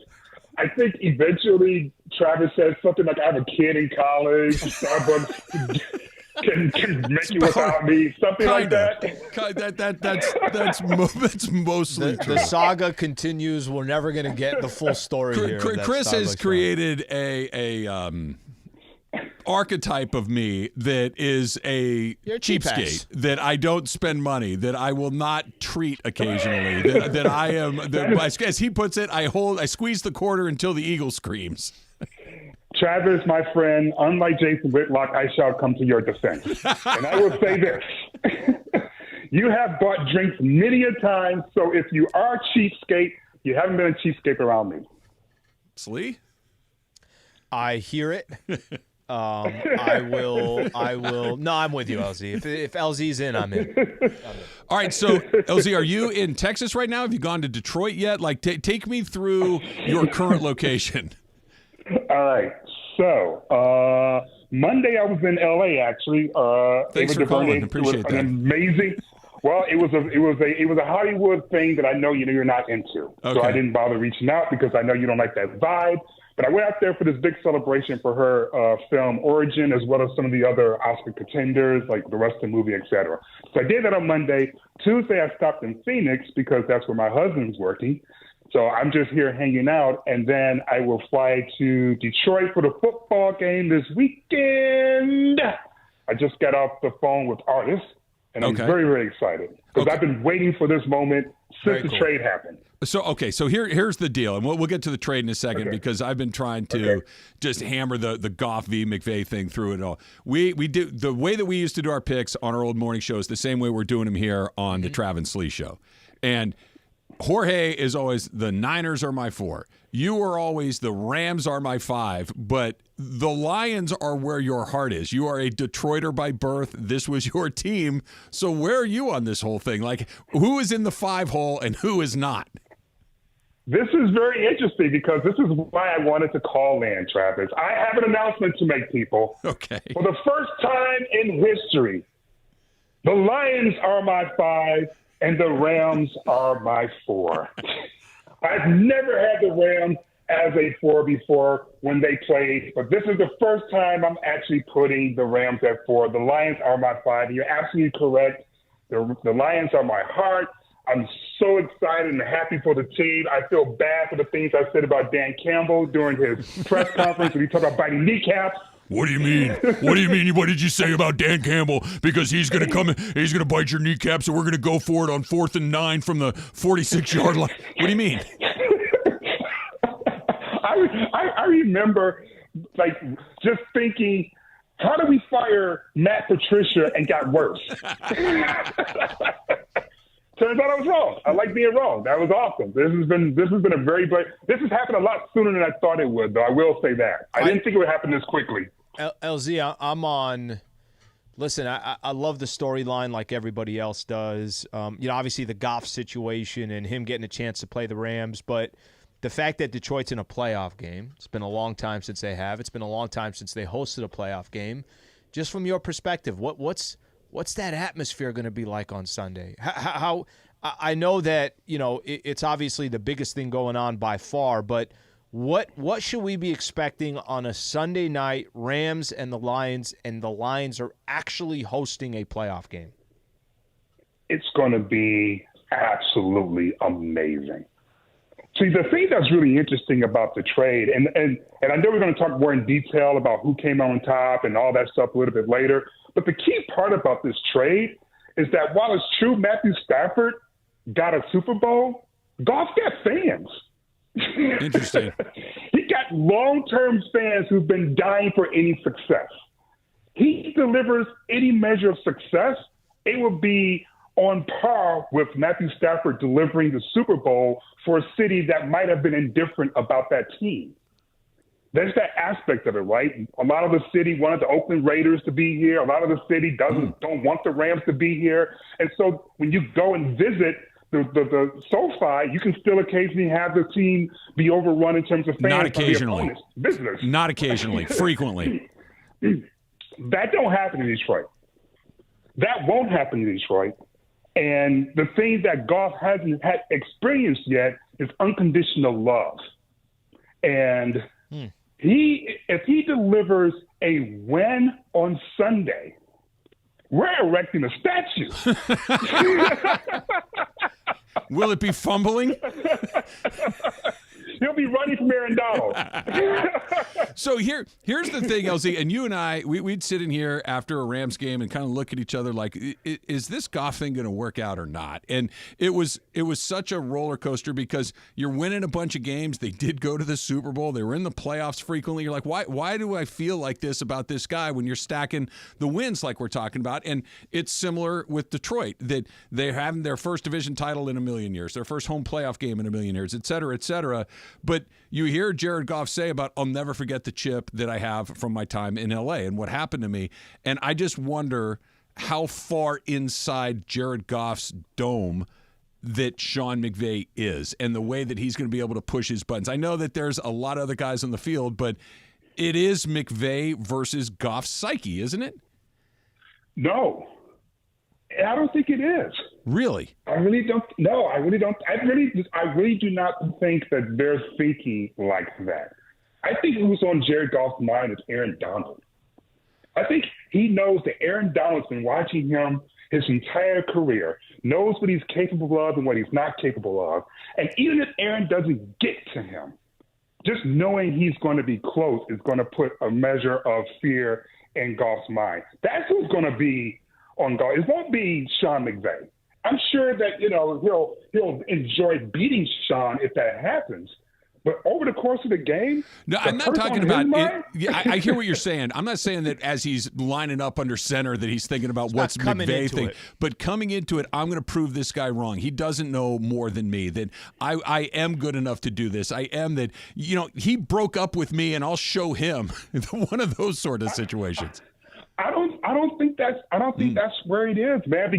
And the reason why is because he went out and won a Super Bowl. So even if Jared not for Goff McVay, for Goff. No. But I'm saying, even if Jared Goff goes and wins a Super Bowl, he still didn't prove Sean McVay wrong because Sean got rid of him and won a Super Bowl. Mm-hmm. You see what I'm saying? So Sean's decision has already been justified, regardless of what Goff does going forward. But if Goff can win a Super Bowl, he'll feel better about himself. But Sean ain't thinking about that because Sean is already like, I've already proved my point. I immediately won a Super Bowl after the trade. Yeah. You know what I mean? Like he'll be happy for Goff, I'm sure, if he eventually wins a Super Bowl or whatever. But regardless, he's been justified because they got the chip. Yeah, they got the chip. There's nothing left to prove on that part of it, or at least from a trade perspective. LZ Granderson joined us here on the Travis and Sliwa Show. LZ, I'm curious if the Lions are to win the game, what has to happen? If Detroit, and of course it's not an upset. I mean, they're. I think it's more just a bad draw. I do think the Rams are a very dangerous team because of the players that they have, because it is McVay. If Lions are your 5, like you were talking about, what's the scenario look like for the Lions to win this game? Jared Goff is successful when he has time. And I do believe that he has endeared himself in the city, but also with the team. You know, even those stretches where Jared Goff didn't look very good, or whether, better yet, when Jared Goff looked like the Jared Goff in the Rams, before they got rid of him, even during that, his guys were still with him. You know, they still supported him. When he got sacked, they picked him up. They believe in him. And I do believe there's an element of let's win this for Goff that's going to help him, particularly on their offensive line, because they are dangerous. The Rams are extremely dangerous in the pass rush, and they know that the only way they win is by keeping Jared Goff secure. And I think that's the key, watching what happens in the trenches, not just with Aaron Donald, but with everyone. If they put pressure on Jared Goff, the Lions won't win. So I do believe that the Detroit Lions are going to try to win this for Goff, and that may give them a little extra push in terms of that offensive line that they need to keep him protected and upright. Yeah, that's the key. LZ, it was going to be my follow-up. That is this something that it does kind of galvanize the troops? Hey, you know what? We are fighting for Jared Goff. He is going up against just like the same thing of if this was a game against the Seahawks or the Eagles against the Lions, there aren't as many storylines. But the fact that he's got his teammates, who Goff has obviously been an integral part of getting them up to this point, if this is personal to Jared Goff, who he's already said publicly that there is a chip on his shoulder, how much more personal does it get for the rest of those Lions players? I think that's going to be fascinating how it plays out. Yeah, absolutely. And as I said, there's a vibe of win this for Goff, I think, on the team in this situation because of the exit. And not just the exit, but the fact that, as I mentioned before, the Rams were immediately successful when they made the trade. I don't care what you say about the draft picks afterwards and the rookies and all of that. The fact of the matter is that they want a chip as soon as they got rid of Goff. No matter Sean McVay and the Rams were right, period. The question is, are they going to be more right or equally right? Right? It's this. Can I double down? I tried to tell you guys. You know, is it one of those or is it something else? Very quickly, LZ, before we let you go, do you know what you're going to write yet? Do you have any idea? I'm going to write from my heart because I am legitimately torn. As I told you, I was just texting with artists. I text with Les probably every week. Mm-hmm. I love the Rams. And I love Detroit. And so I'm going to write about not just my feelings about it, but also Detroiters, because when Stafford won the chip, a lot of people don't know that, but a lot of Detroiters embrace that championship as well because we love Matthew Stafford. And so it'll be interesting to see if he's booed. It'll be interesting to see if the Rams win, how the crowd responds. It'll be interesting to see if Goff doesn't play well, how the crowd responds. That's the one. I'm going to be writing from a personal perspective of someone who really legitimately loves both teams and is trying to decide between the two. All right, so next time you come to town, even if it's something you think I don't like, you're going to need to call me, and we're going to need to go have some cocktails, and I will pay just to prove my point yet again. It's not guaranteed that he will pay. It's not guaranteed. We should live stream it paying so that, there's no... We'll blur out the numbers on my credit card, but my wallet. We'll get it done. Good talking with you, my friend. Thank you, LZ.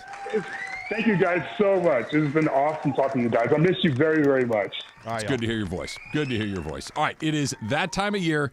your chance to play at Riviera, right? Listen to our show, the Trav and Slee Show, all week long for your chance to win tickets to Tigers tournament. It is the Genesis Invitational at Riviera Country Club, and then you will qualify for a chance to play in a dream foursome with me on Monday, January 22nd at Riviera. If you're a golfer, you know what that means, and if you're not, you're in for an incredibly special treat. Keep listening for your chance on 710 ESPN. Factor Cap coming up next. It's Trav and Slee, 710 ESPN.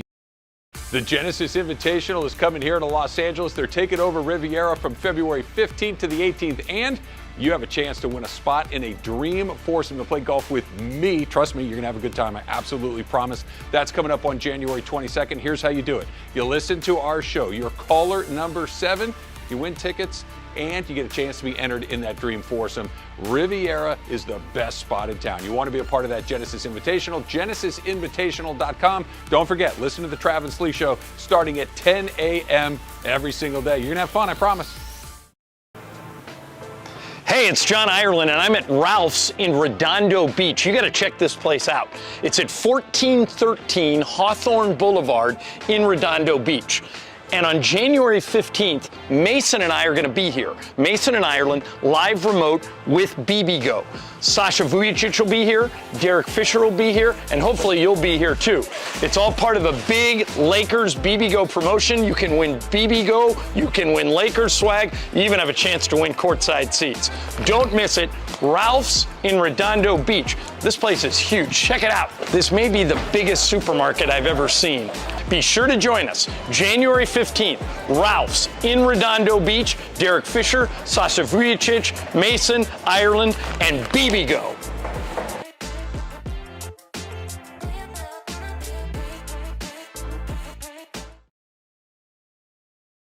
Well, let me tell you something, brother.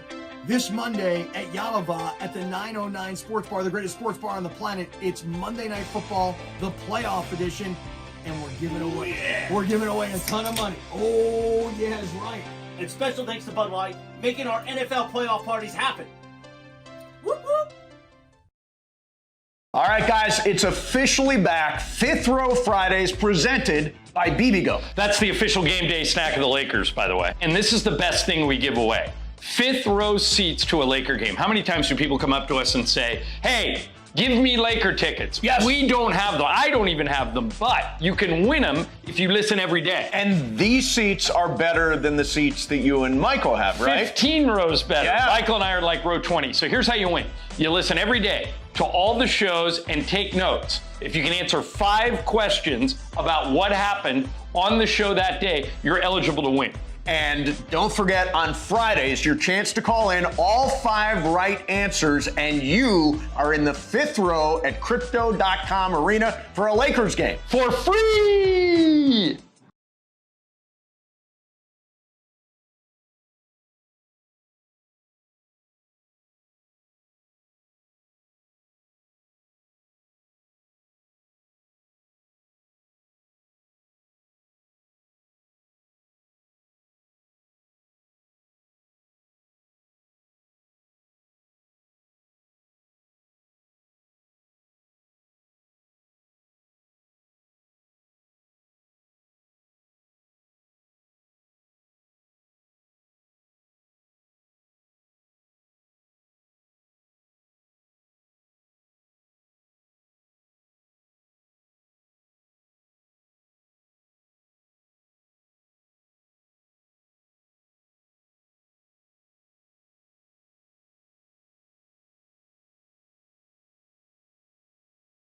It's so cap, Dad. Everything I've said is a cap, but I'm going to go back. First of all, it's not a cap. It's no, it just is a cap.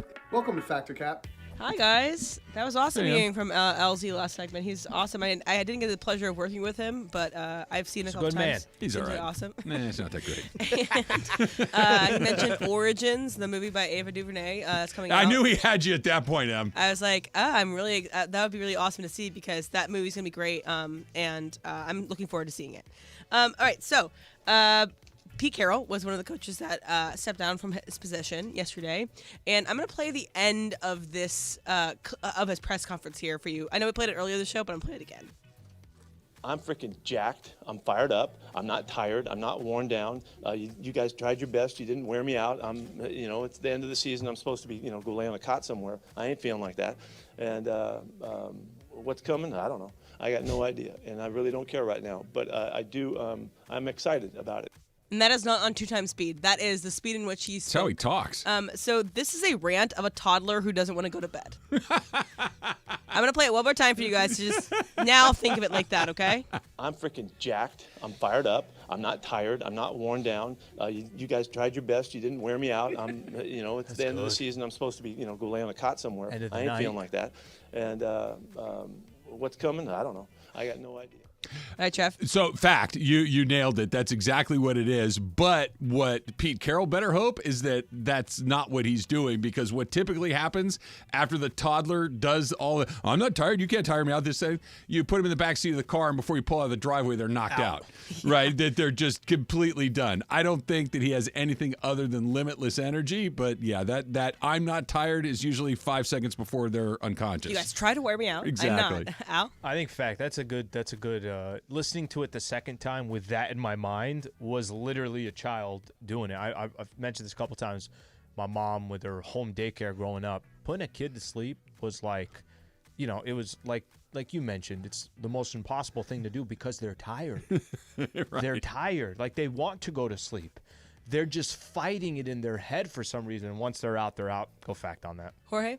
This during the press conference yesterday? Yeah, very end of the press conference. Yeah, I think it's just him saying, "Oh, I'm not done doing this," but you said it. He's full of energy. The guy is, did what he did in Seattle. And no doubt. But is this essentially Maite, whatever she's trying to go down for a nap? Maite's just something else. Yeah. Is she hard to get down? She fight it? No, she's not. But she's the type I'm not tired. I'm not tired. This and this, and then you get the other thing coming soon too, my friend. Oh, get ready. Wait 10 years. Get ready. All right, so.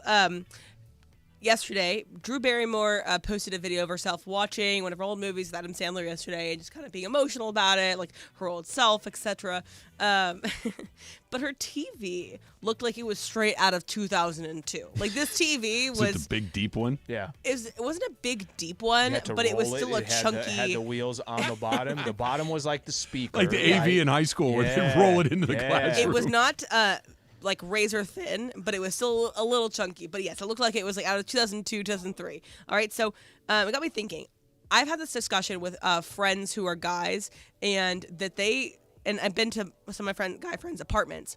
The most important thing to them is the TV. Everything else is like whatever else happens. Mm-hmm. So the TV is the most important piece of decor to you. Al, Factor Cap. I guess it's fact. I actually didn't catch my... No, actually, no, Cap. I'll tell you what's more important to me. I need a comfortable couch. Like, I haven't spent crazy money on a TV. You could go spend $2,500, $3,000 on a TV. I have not done that. If I'm at Costco and that thing's $400, cool, that one works.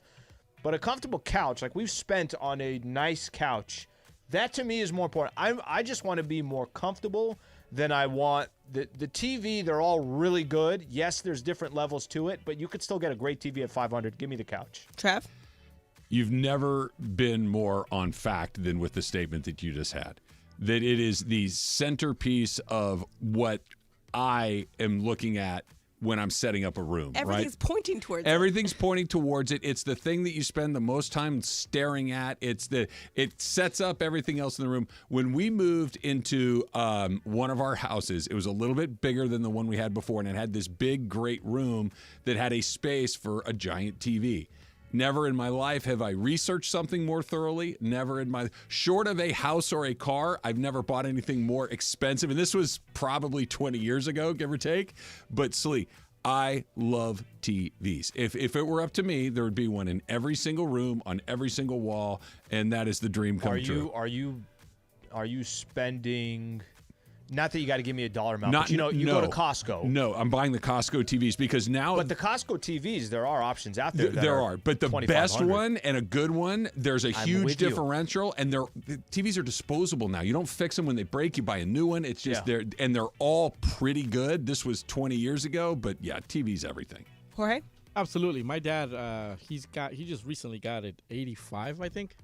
85, and I got him a sound bar for it. Oh, let's go. So it's like, to me, it's the TV and the audio. For sure. Yeah, when I was younger, it was like video games with the audio. I used to like have my hookups or whatever, 5.1 surround sound. Yeah, you put the speakers in the. Absolutely. So there's couches now that has those are cool. speakers built in. Cool. What the hell but the is that? sound bar, my dad's like, dude, that's a game changer. He loves the sound bar with the 85 in or whatever. It's so funny because my girlfriends or whatever, they could give two whats about the size of the TV, the kind of TV you have. I got kind of a smaller one, kind of the cheapest for the best that I could get. But you probably watch a lot of your media on your laptop, right? I do watch most of my TV. So on your laptop. Yeah. Yeah. No, yeah. I don't use my laptop.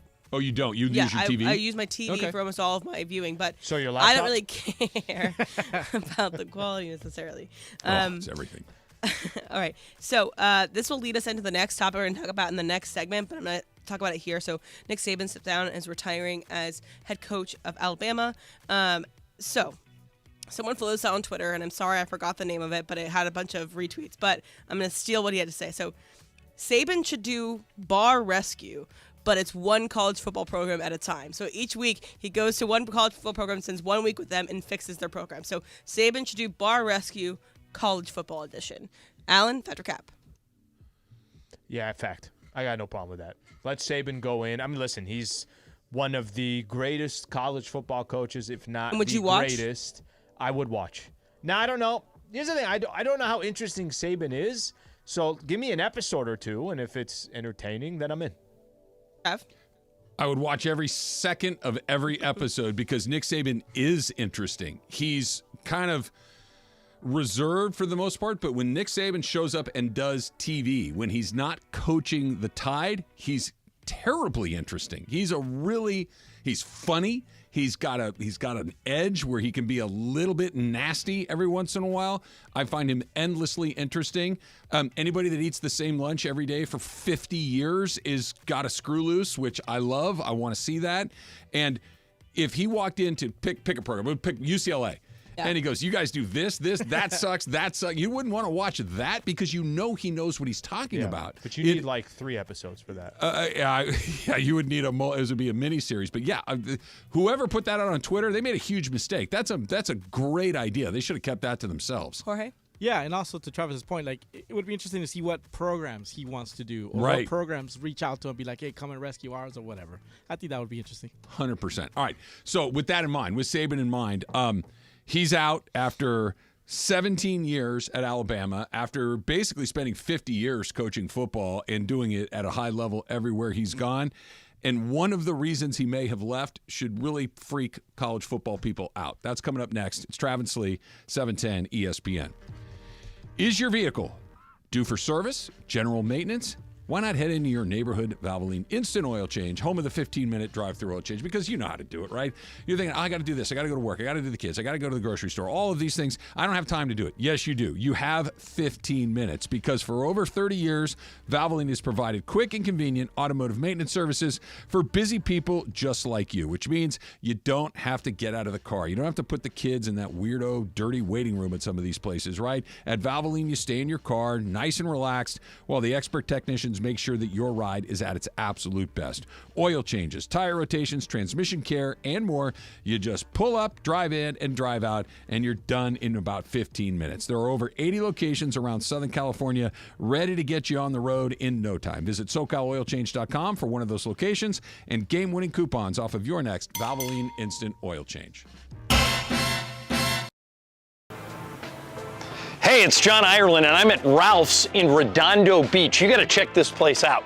It's at 1413 Hawthorne Boulevard in Redondo Beach. And on January 15th, Mason and I are going to be here. Mason and Ireland, live remote with BBGO.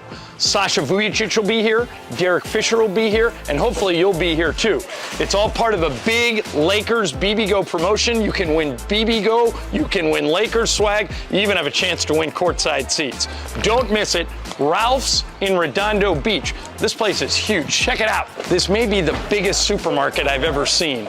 Be sure to join us January 15th. Ralph's in Redondo Beach. Derek Fisher, Sasha Vujicic, Mason, Ireland, and BBGO.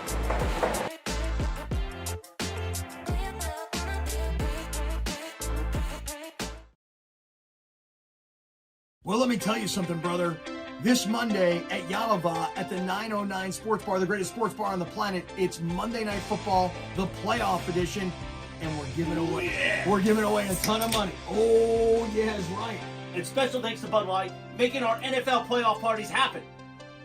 Whoop, whoop. The Genesis Invitational is coming here to Los Angeles. They're taking over Riviera from February 15th to the 18th, and you have a chance to win a spot in a dream foursome to play golf with me. Trust me, you're going to have a good time. I absolutely promise. That's coming up on January 22nd. Here's how you do it. You listen to our show. You're caller number 7. You win tickets, and you get a chance to be entered in that dream foursome. Riviera is the best spot in town. You want to be a part of that Genesis Invitational, genesisinvitational.com. Don't forget, listen to the Travis Lee Show starting at 10 a.m. every single day. You're going to have fun, I promise.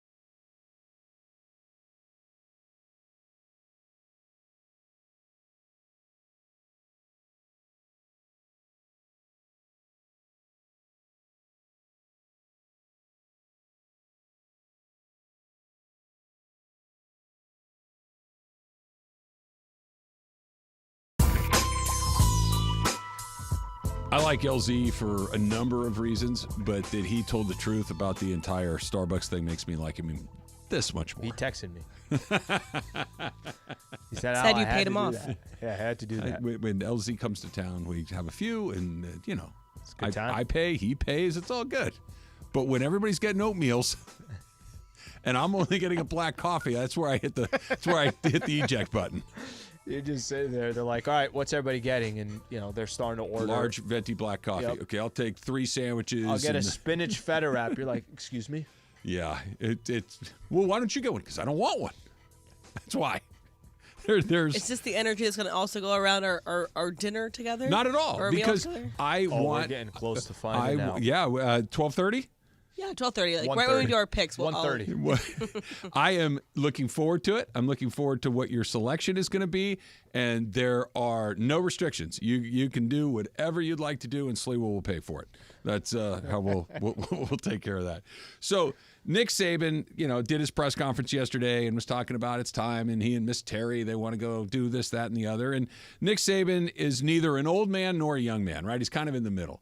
But one of the reasons that was widely speculated about why he was tapping the mat is the whole NIL thing, right? That just instead of identifying the best players, bringing them to your program, selling them on the vision of I can turn you into an NFL player, I can make you a better citizen, I can teach you all of the things, a better member of society. I want to help you not only as a football player but as a person and blah, blah, blah, blah. It's how much.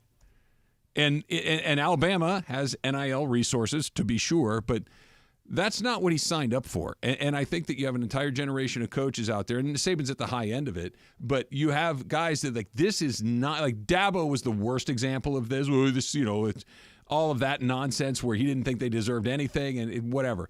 But basically, you're just a middleman between them and the guys with the cash. That how much is a top rate? Who was the guy? Was it the Nebraska coach that says, you understand that Matt Rule, you understand that a quarterback in the portal, that's like a $3 million purchase. Yeah.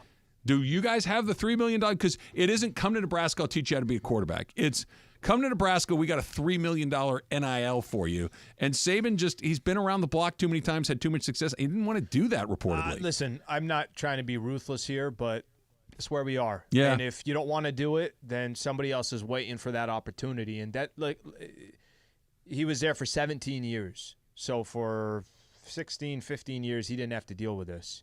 The reality is it wasn't fair for 17 years, and it has not been fair. And I know you're not trying to make a case, well, don't pay the players. I know that's not what you're saying.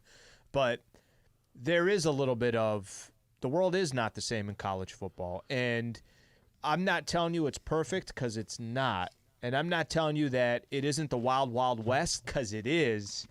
But ultimately, if that's the reasoning why you no longer want to be the head coach of Alabama, I mean, hell, you were in the Final Four. You were couple plays away. It's not that he wasn't good at it. He just doesn't want to do it. He just doesn't want to do it. Then it's time to evolve and move on because finally, for the first time, you are in a position where when Alabama sells out their stadium and there's X amount of people that are there and all the jersey sells this, all that, finally the players get a little cut of it. For Nick Saban, 15 years, the best, sales pitch was, come be with me. I'm Nick Saban. I will take you to the NFL. Uh-huh. Now, and we're going to win the whole time. And if we're not going to win, we're going to be damn right close to it. So now it's, I'm Nick Saban. I can take you there. And the kid's like, okay, so can Ryan Day, so can Kirby Smart, so can Lincoln Riley. But how much money are you going to pay me on top of that as well? Listen, so he has not only the job of recruiting people, but being a fundraiser and doing all this other stuff. But just to kind of, all right, Bama will pay. It's not like they're not going to pay. He just doesn't want to do it.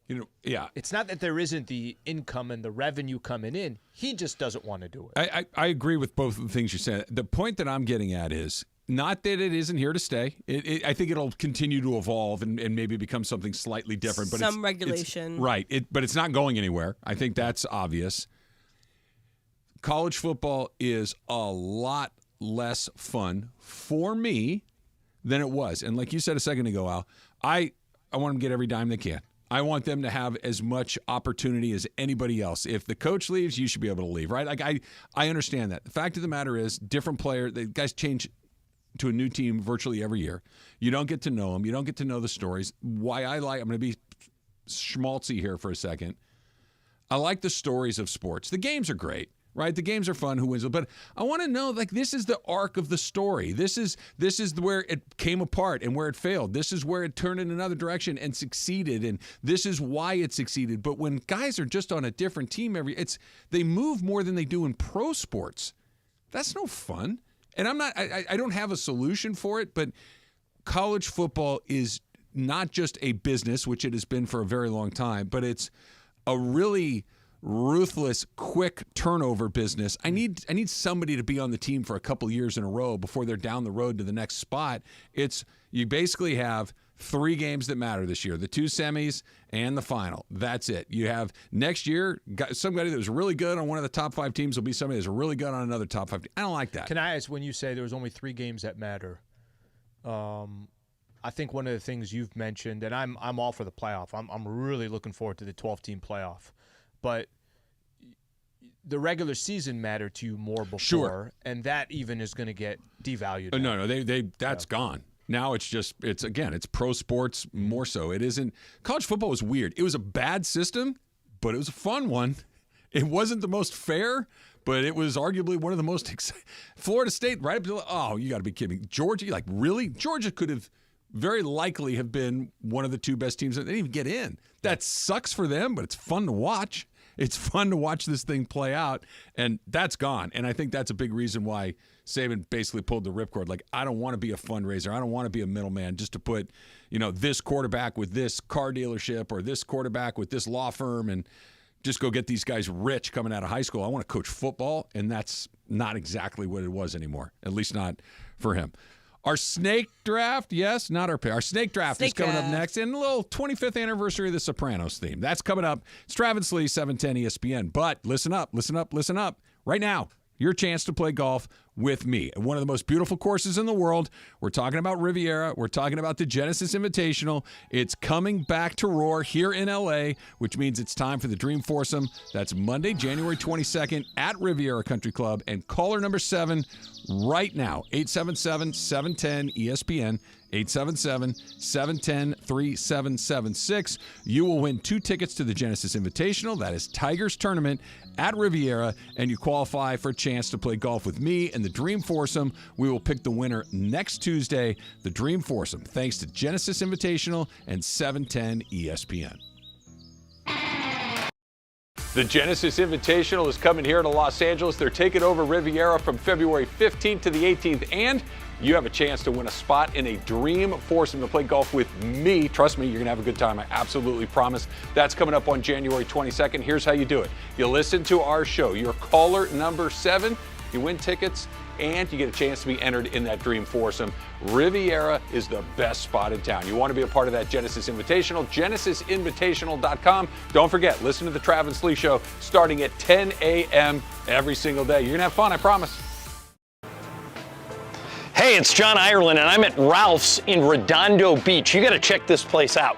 It's at 1413 Hawthorne Boulevard in Redondo Beach. And on January 15th, Mason and I are going to be here. Mason and Ireland, live remote with BBGO. Sasha Vujicic will be here, Derek Fisher will be here, and hopefully you'll be here too. It's all part of a big Lakers BBGO promotion. You can win BBGO, you can win Lakers swag, you even have a chance to win courtside seats. Don't miss it. Ralph's in Redondo Beach. This place is huge. Check it out. This may be the biggest supermarket I've ever seen. Be sure to join us January 15th. Ralph's in Redondo Beach. Derek Fisher, Sasha Vujicic, Mason, Ireland, and BBGO.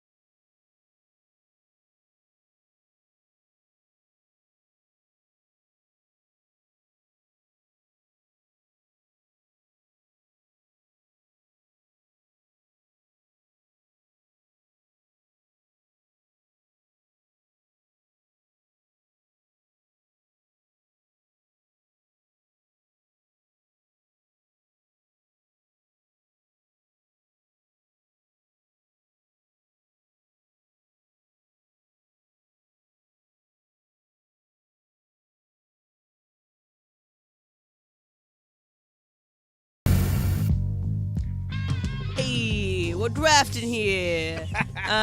We're gonna do a snake draft. Tony should drop to number 4.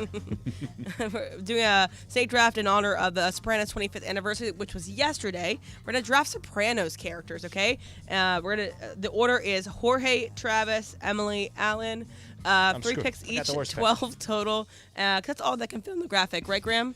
Right. I like when your voice cracks. It makes me smile every time. Sorry, guys. I'm trying to clear. All right, so Jorge, you're up first. I'll take Tony. All right, next. All right. That's his 4. Yeah, Any reason why? The draft starts now, I've right? only seen 6 episodes. Right. Take Tony.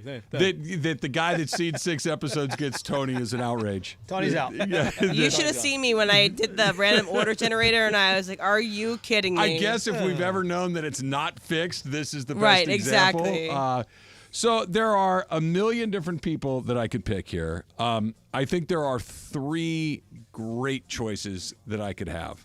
I'm not going to say all 3 of them because maybe somehow, some way, one of them will fall to me.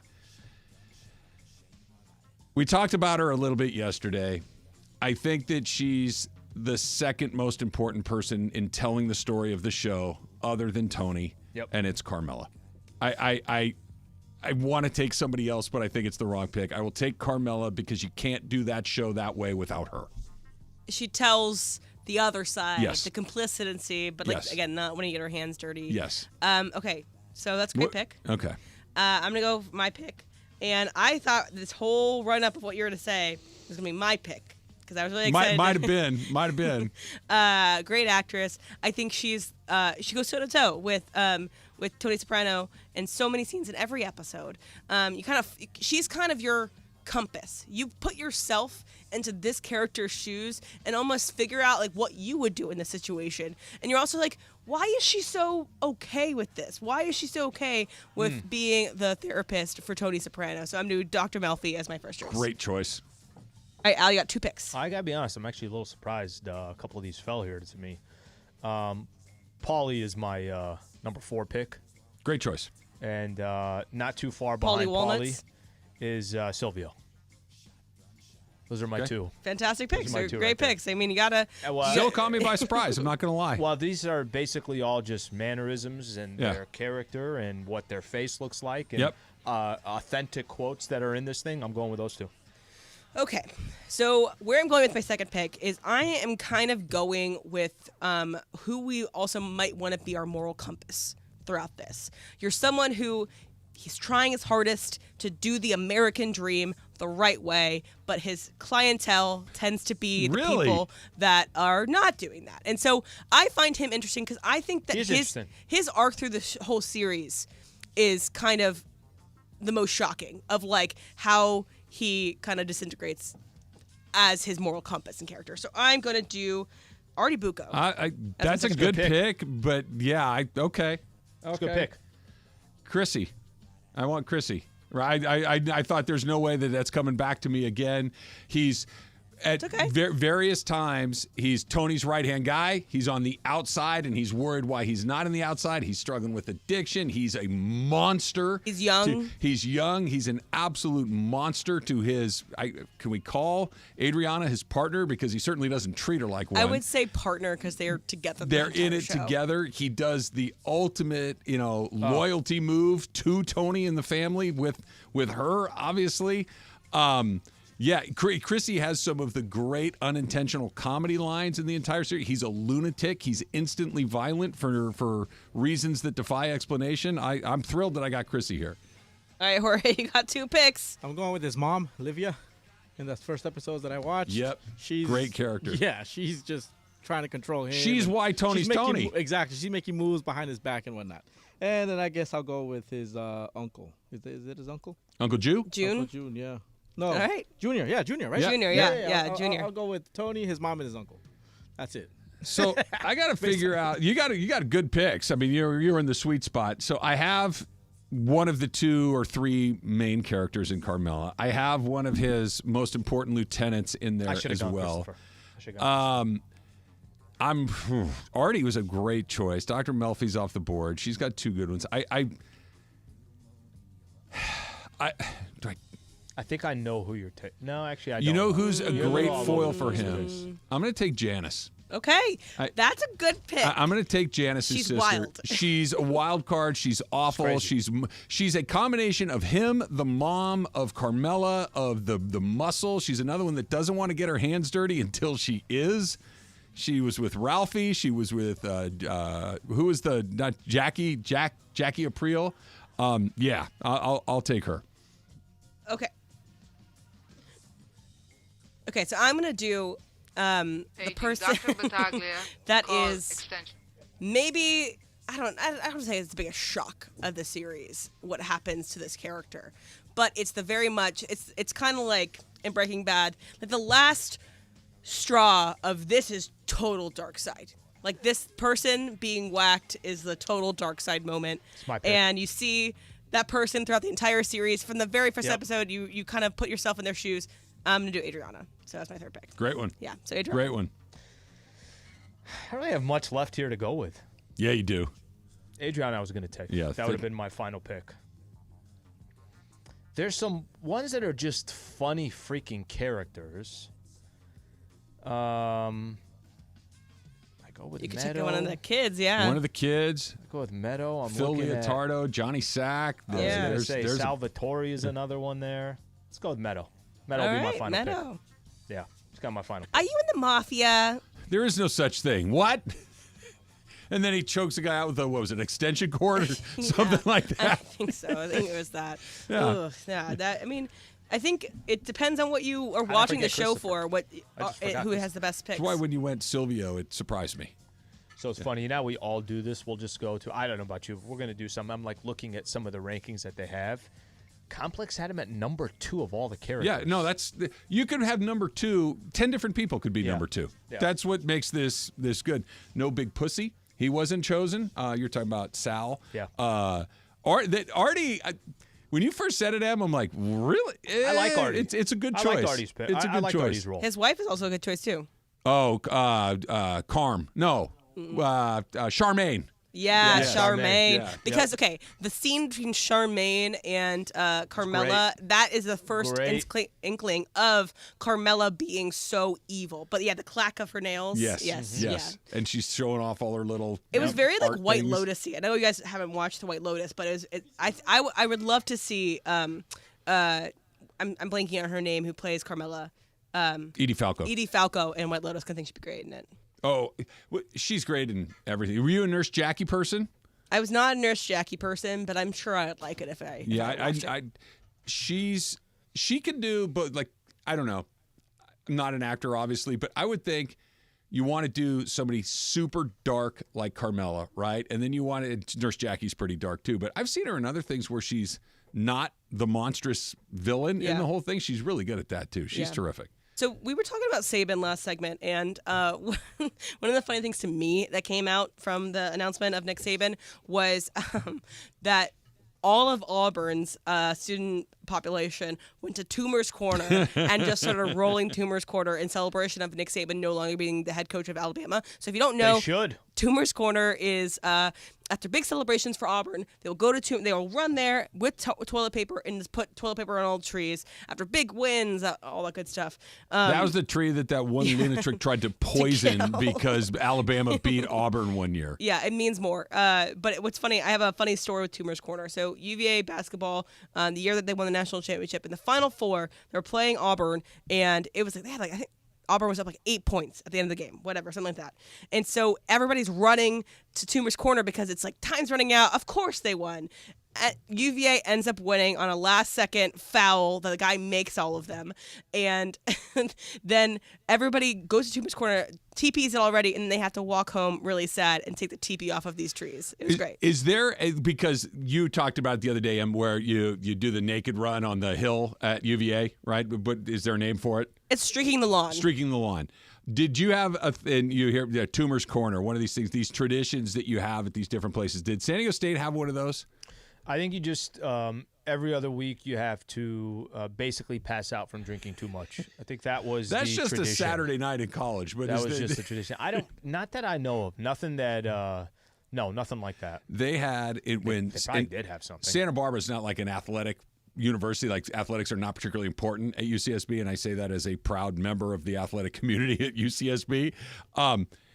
When something good would happen, we beat UNLV, who was the number 1 team in the country at the time on Big Monday. We won the national championship in men's soccer a few years ago. When something exciting like that would happen, people would throw their couches into the ocean. Oh, that's good. So you would take, when they won the championship in soccer, Jorge, the students pick up the goal, right? Yep. And from the football stadium, soccer stadium to the beach, it's maybe 3/4 of a mile. They took the whole thing, walked it right down the main drag in Isla Vista, off the cliff into the ocean. That's awesome. It was great. Cool. It was great. You win, you throw your couch off the cliff into the ocean. It's a great tradition. And then everybody has to go buy new couches at the same time. Nobody's buying new couches. They was already the most disgusting, foul. It was all couches sponsored by Jerome's. It was just a it was furniture cleaner company. once you pulled it out of the ocean than it was once it went in, for sure. D'Angelo Russell has a podcast, Lee? Yeah. What got did a he little say? pod. When we come back, we'll take a listen. D'Angelo sounds like he knows what's the best role for himself on this Lakers team, and we'll, I guess, decipher if that's the best interest of the Lakers. All right, we'll do that. That's coming up next. It's Travis Slee, 710 ESPN. Bud Light was brewed to be a delicious and easy-to-drink beer. I've done the research. Both of those things are very true. Even when the little things in life are hard, like the game is going into overtime, that just means you have even more time to enjoy it, and a fresh Bud Light. Bud Light, easy to drink, easy to enjoy. Pick up Bud Light at your local retailer today. Enjoy responsibly. Anheuser-Busch, Bud Light Beer, St. Louis, Missouri. All right, guys, it's officially back. Fifth Row Fridays presented by BBGO. That's the official game day snack of the Lakers, by the way. And this is the best thing we give away. Fifth row seats to a Laker game. How many times do people come up to us and say, hey, give me Laker tickets? Yes. We don't have them. I don't even have them, but you can win them if you listen every day. And these seats are better than the seats that you and Michael have, right? 15 rows better. Yeah. Michael and I are like row 20. So here's how you win.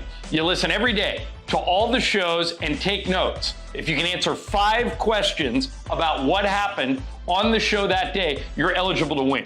And don't forget, on Fridays, your chance to call in all 5 right answers, and you are in the fifth row at Crypto.com Arena for a Lakers game. For free! The Genesis Invitational is coming here to Los Angeles. They're taking over Riviera from February 15th to the 18th, and you have a chance to win a spot in a dream foursome to play golf with me. Trust me, you're going to have a good time. I absolutely promise. That's coming up on January 22nd. Here's how you do it. You listen to our show. You're caller number 7. You win tickets, and you get a chance to be entered in that dream foursome. Riviera is the best spot in town. You want to be a part of that Genesis Invitational, genesisinvitational.com. Don't forget, listen to the Travis Slee Show starting at 10 a.m. every single day. You're going to have fun, I promise. Hey, it's John Ireland, and I'm at Ralph's in Redondo Beach. You got to check this place out. It's at 1413 Hawthorne Boulevard in Redondo Beach. And on January 15th, Mason and I are going to be here. Mason and Ireland, live remote with BBGO. Sasha Vujicic will be here, Derek Fisher will be here, and hopefully you'll be here too. It's all part of a big Lakers BBGO promotion. You can win BBGO, you can win Lakers swag, you even have a chance to win courtside seats. Don't miss it. Ralph's in Redondo Beach. This place is huge. Check it out. This may be the biggest supermarket I've ever seen. Be sure to join us. January 15th, Ralph's in Redondo Beach. Derek Fisher, Sasha Vujicic, Mason, Ireland, and BBGO.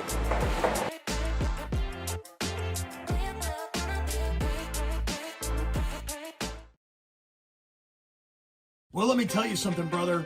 This Monday at Yalava at the 909 Sports Bar, the greatest sports bar on the planet, it's Monday Night Football, the playoff edition, and we're giving away a ton of money. Oh, yeah, that's right.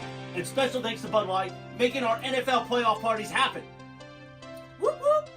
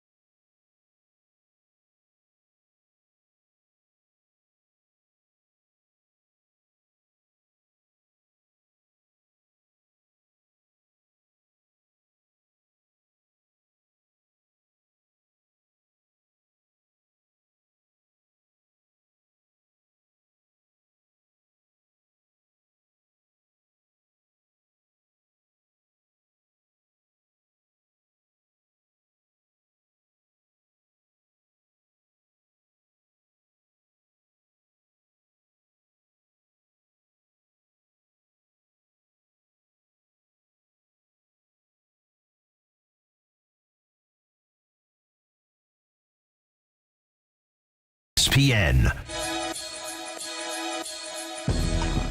Coming tonight?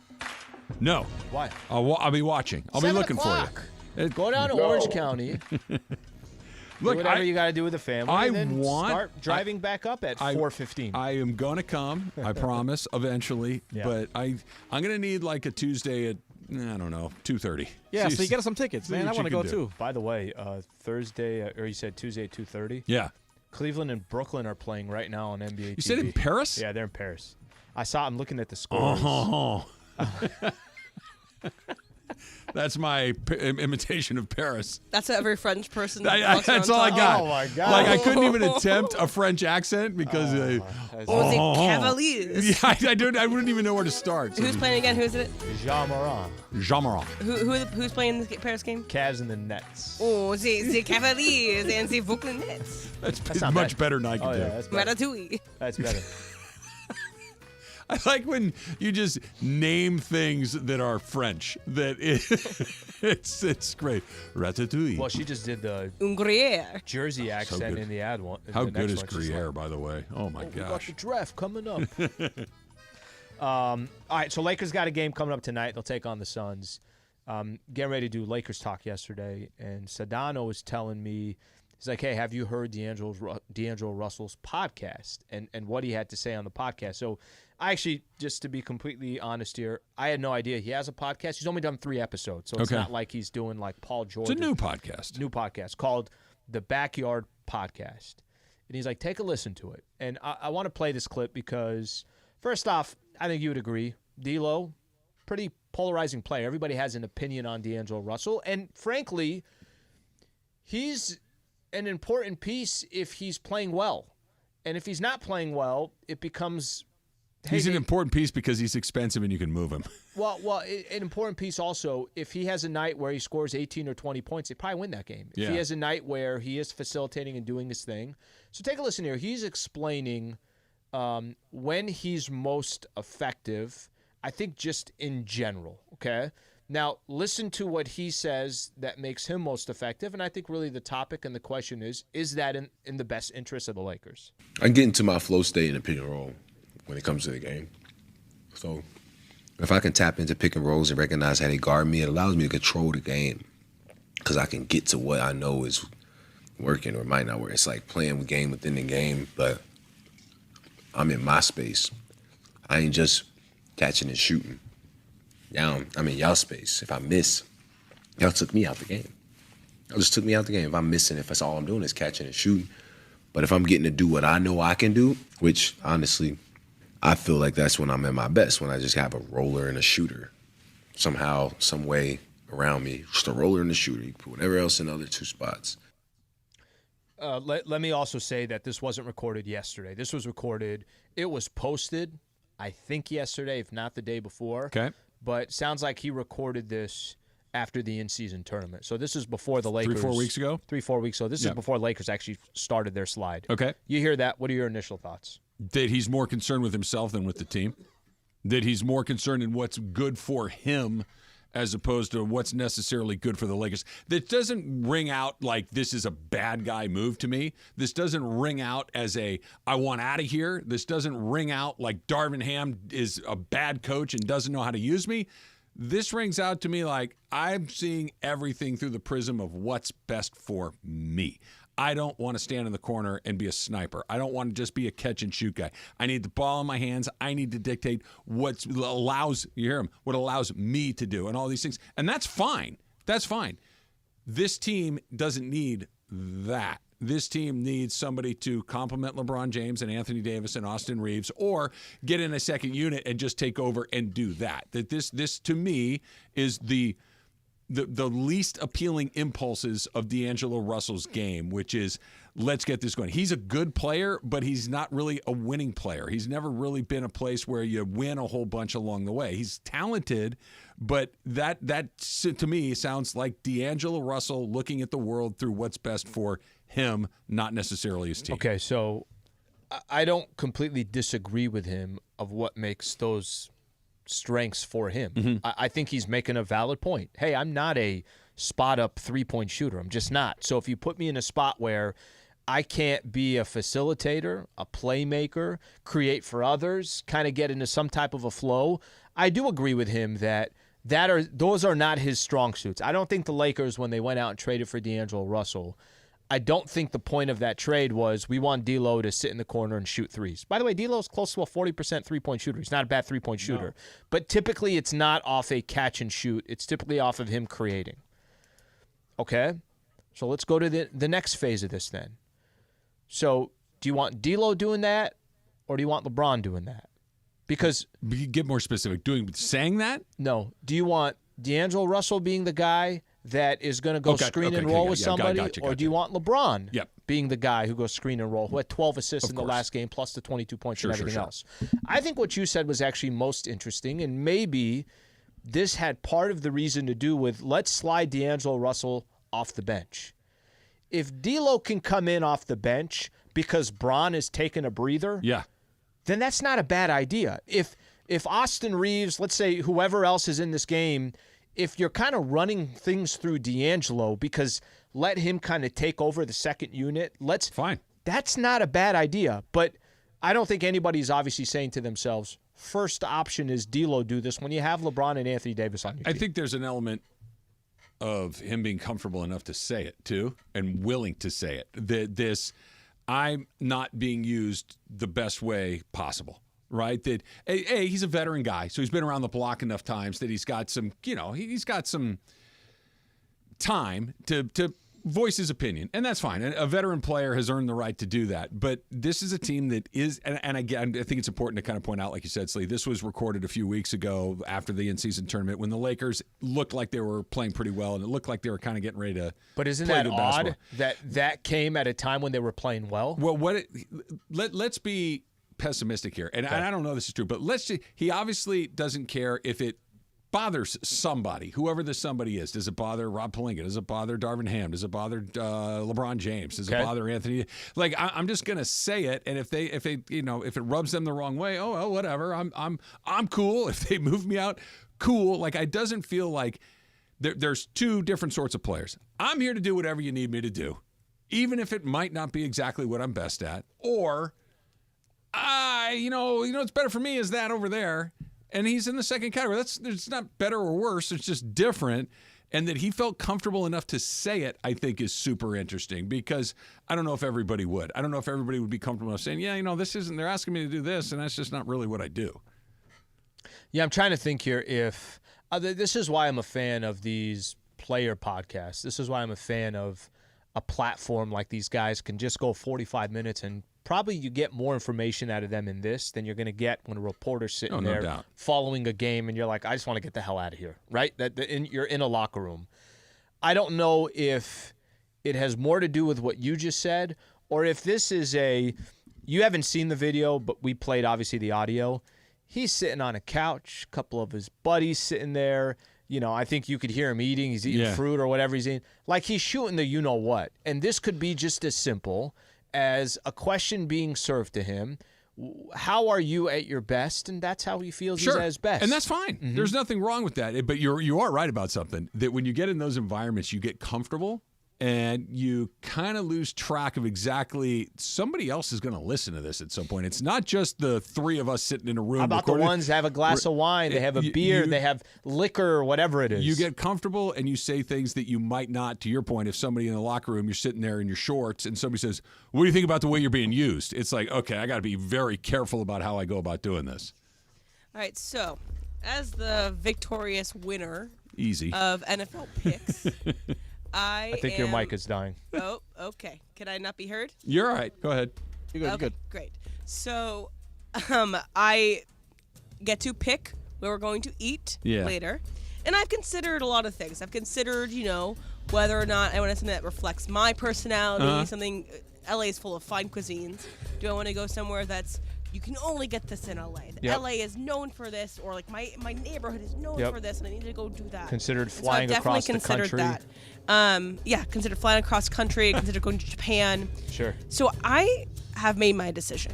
Okay. And I think that they'll all love take this. it easy. Take it easy. We're going to do our NFL picks against the spread, and maybe we're going to have to vet this a little bit, Slee. It's coming up next, plus Emily's decision. It's Trav and Slee, 710 ESPN.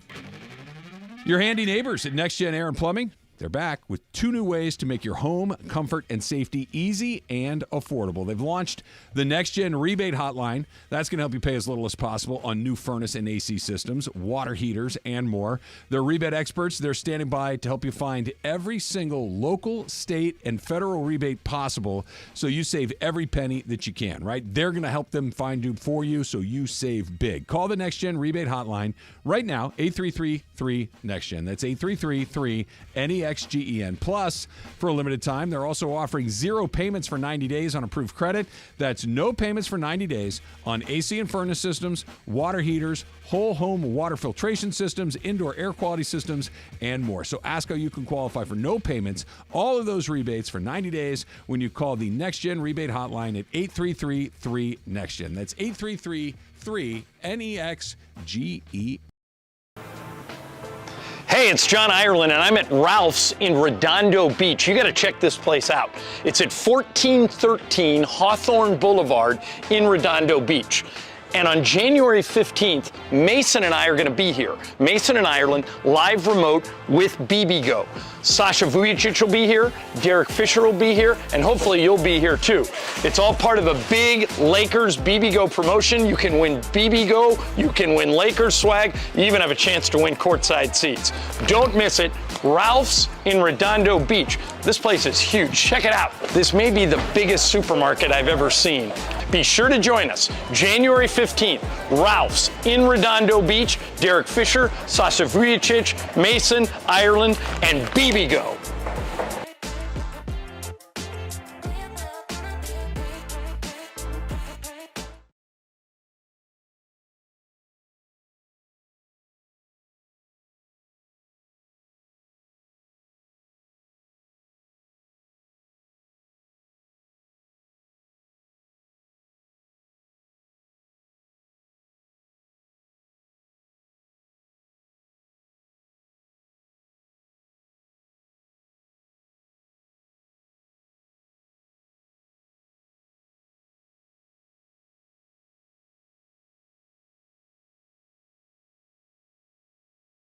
Well, let me tell you something, brother.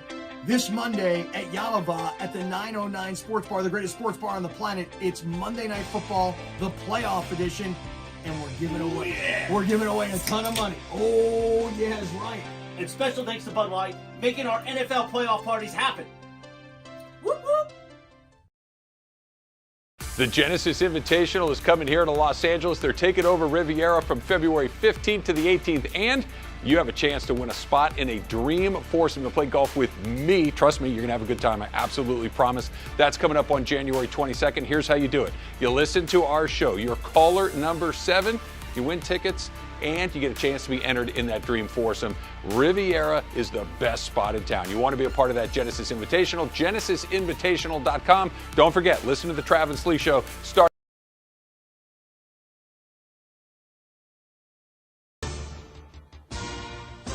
All right, so Emily is your regular season champion. She gets to pick a meal of her choice at the location of her choice, which you will reveal your choice at the end of our picks here, right? Yes. Okay. How many candidates made the final list? There was a three candidate final list, and I will reveal Top them three leading there. up to what I chose. All right, so we'll have our final 3, and I she feel like will she's reveal. like a 5-star recruit, and she's getting gonna ready to pick which college She's she's going to pick going up the to. DoorDash bag of wherever it is that she's going. Everybody is back to 0. Emma's the regular season champ. Slee, you get to start where everybody else started. I guess I'll go first. We'll kind of start the whole thing all over again. Works for us. Rams at Detroit. We'll go there. We always pick the Rams first. Rams at Detroit. The Lions are 3.5-point favorites. I'm going to take the Rams. I think it's going to be a really close game. I really do. I don't see either one of these teams kind of running away with this. I'm going to do the Rams at my 2, Sliwa. Unfortunately, this isn't going to look that much different. I like the underdog. There's a part of me that the Goff story that I'm buying into. The Rams are a very dangerous team to anybody in the playoffs, especially the Detroit Lions. The fact that it's 3.5 to the Lions, I'm going to go Rams. I'm going to go 1 on this one with my Rams. Rams at 1. Keep in mind there is a 6 and a 5 this time around. We're doing all 6 playoff games, 21 points total. Emily. All right, so I am also going to go with Rams. I think they play very close games. I think that even if they lose, I think it will be within 3 points, and maybe they lose on a kick. So why would you think that? I have Rams at my 4. Rams at 4. Jorge. Jorge doesn't have the Niners to put at the top this week. They're on the bye. This is throwing them off. So I don't think the Rams are going to get it done. I'm just not a Rams guy. So I'm just going to go with the Lions and give me the Lions at my 1. Lions at 1. So Emily's the most confident putting them at 4. Everybody else 2 or 1. Sleep.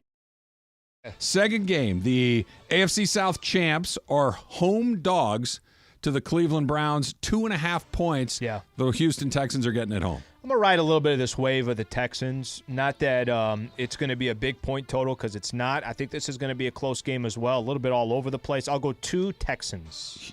Emily. All right, so usually if we're in a debate about who's going to win, you go with whoever the best quarterback is. I think this is a game that it's hard to tell who is the best quarterback, because we have not seen C.J. Stroud in the postseason. We have seen Joe Flacco be a Super Bowl MVP. Yep. And I think that the Texans already won their season by getting to the playoffs. And so the Browns have work to do. So I have my Browns at the 3. Cleveland at 3. Jorge. Browns at 2. Browns at 2. Yeah. So you got a chance here, because I'm going to take the Browns too. So if the Texans hit it, you're going to gain some spots. I think what you said, Em, about C.J. Stroud not being in the playoffs is exactly right. Only they kind of did play a playoff game. Like, win and in, lose, and you're out along the way. He was on the road, and he looked great. I just think the Browns are a lot better. I just think that they're a much better deal than the Texans are at this point. And the other thing you said that I think is entirely true, the Texans are literally just happy to be there. Yeah. That they got in is a big accomplishment for them. Cleveland for me, but all the way down at the bottom. At your number 1? At number 1, yep. Emily, you are next. It is the Miami Dolphins, who had maybe one of the weirdest seasons you're going to see on the road at KC. But KC only getting 3.5 at home. What do you got, Em? Sorry. Jorge hung my regular season banner. He also spelled my last name wrong. So how did he spell it? He spelled it Hybil. Okay. Maybe I got the letters very close. right. Very you got the H right. You got his high school education, ladies and gentlemen. You added a vowel where there is no vowels in my last name, essentially. Anyway, sorry. We're doing Chiefs-Dolphins, right? Yes. Okay, so Chiefs-Dolphins. I think that Dolphins are going to be playing in 0-degree weather. I think they are a flashy team, but it's so hard to bet against Pat Mahomes in the playoffs, especially in the early rounds. Chiefs 5. Chiefs 5. Jorge. What's the top I can get here? 6. 6. Ah, man, I'll take the Chiefs at 6. Chiefs at 6. Yeah. I also am going to take the Chiefs at 6. Slee, you can make some money here if you want to pick the Dolphins and I don't want to pick sub-zero the weather. I don't want to pick the Dolphins. That's the problem. I think we're all sitting here in the 6, 5. And literally what I have written down on my board right here is 4. I'm going to stay Chiefs with 4. Chiefs with 4. Go ahead and take your tickets to Miami and go cash them, because that's the way that goes. Jorge, you're first here. Green Bay at Dallas. Dallas is a 7.5-point favorite at home. Yeah, I like the Cowboys. Give me the Cowboys at my 5. Dallas at 5. This is also one of those reunion games, right? Where Mike McCarthy going up against his old team. That's right. The Cowboys have been terrific at home. Al, you said something during the break that I think is important. We saw the Rams play the Packers in Lambeau Field kind of in the middle of the year, and both of these game teams I've ever look seen in my life. Terrible. And they're both in the playoffs. They're both in the playoffs. They both look terrible. Dallas has been just the best team in the NFL at home. Right? They just look like a totally different team. That's the only reason I like Dallas is because it's in Dallas, but I don't like them that much at 3. Sliwa. Cowboys with my 8. Cowboys 6. I'll take a 6. Dallas at 6. Opportunity. All right, so Cowboys. Sorry. So I'm on the same board as everybody else. I know. It's hard to bet against Dallas tough. at home this season. I also don't think the Packers are going to be the first team to take them down, so I have Cowboys at my 6. Cowboys, okay. Green Bay wins. We got 2 unanimous ones along the way. All right, 2 more to go. Back to me at the top. Did I skip a game? You did. Just go. You go Steelers, Bills. Pittsburgh at Buffalo. Buffalo, 9.5-point favorite at home. Ugh. That's a ton of points. Yeah. That's a ton of points. TJ Watt's not playing. Nope. The Steelers are not good when TJ Watt does not play. That is very accurate. Right, so I'm going to take Buffalo at 5. Slee. 9.5. Not overly sold on the Bills either. I'll go Steelers with 3. Steelers at 3. Yep. M. All right, so, I got to be a homer. I do think this is a huge amount of points. It is. I think the Steelers win this game. It has to be a close game, and it has to be that the Steelers bring the Bills down to their level. I think they will. Steelers at my 1. And they don't even have to beat them, right? They just have to cover. Just cover. 9.5. Jorge. I have 3 and 4 left. So give me the Bills. I'm at 4. Bills at 4. Last game, Sliwa, you get to pick first. Philly at Tampa. Tampa's a home dog, 2.5. Yeah. I only got one number left. I haven't seen a Tampa Bay Buccaneers game since Tom Brady was there. I know Philly is reeling. Yep. I know it doesn't make that much sense. Yep. Eagles with my 5. Eagles with your 5. M. All right, so I think this game relies entirely on if Jalen Hurts is healthy. I do not think he is. I don't even know if he will play at this point. He has not thrown a football since last Sunday. You don't want to throw in with Marcus Mariota? That you're not feeling that? Yeah, I watched the quarterback. All right, Bucks at 2. Wow, Tampa at 2. Jorge, you got your 3 left. Where are you going? I want it with the Bucks. You want it with the Bucks? Yeah. I'm with Sliwa on this one. I'm going to take the Eagles at 4 because Tampa can't Baker Mayfield over the defending NFC champs. I don't know. That feels weird, but it also could easily And happen. Eagles, if there's a game to pick against, that's probably the Eagles. All right, so we're all back at 0 because Emily won the regular season, and the bet was whoever wins gets to pick a meal. It can be a lunch, it can be a dinner. Wherever you want to go, the other 3 people are going to pick up the tab. Emily, the floor is yours. I'm so nervous right now. Coffee and oatmeal. Banana. I was thinking a lot about what would be a fun experience. Okay. What would be something that fun that all 4 of us could do together, and I think it would be really, really cool for people to follow along, be excited about it. So I'm going to reveal the top 3 choices that I had. We're going to a water park. All right, so the third choice that I did not take was going to be Benihana. Oh, yeah. I was really interested in maybe doing Benihana. We could see, choo-choo trains. if we could catch things in our mouth or whatever, like Flip that, the shrimp that into fun his hat. stuff. And who doesn't like Benihana? Right. So Benihana was not my choice. I thought it was a little far away from even me. So I said, no, I'm going to nix the Benihana. Okay. All right. What college would Benihana's be? If she was baking her picks. UCLA. That's Penn State. Penn State? Okay. Penn State. Penn State, UCLA. It's a solid choice. Yeah. I could do really well there, but just wasn't really where I wanted to see myself in the future. You didn't see yourself there for the long term. All right, here is where I had a very difficult choice between 2 options here, okay? So this is probably my Georgia versus my Alabama, okay? Okay. So here's UCSB Georgia, versus and I'm going to choose Alabama and whomever the coach is going to be there. So I didn't choose this one.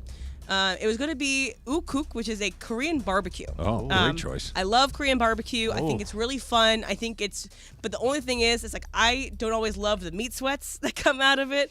And this specific place, I love their selection. I just didn't. Also, their parking isn't great. So I was kind of considering the whole picture. She's got a here, lot thinking and there. ukuk was Put some not time there. in it. All right, so here we go. Number Putting one the hat overall. on. I consider us here a family. Yes. I consider us here to be, you want to spend time with each other. We love the finer things in life. And one of the finest things in life is never-ending soup and salad and breadsticks.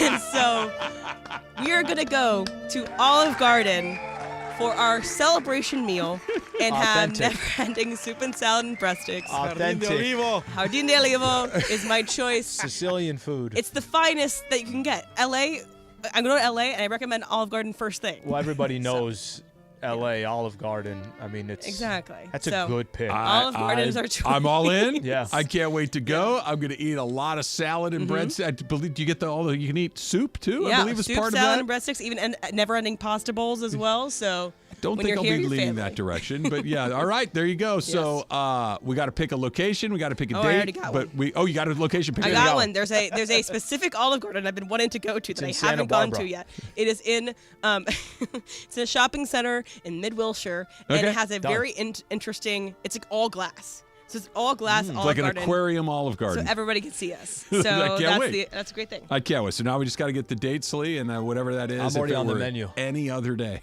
If it were any other day. The Dump's coming up next. It's Trav and Slee, 710 ESPN.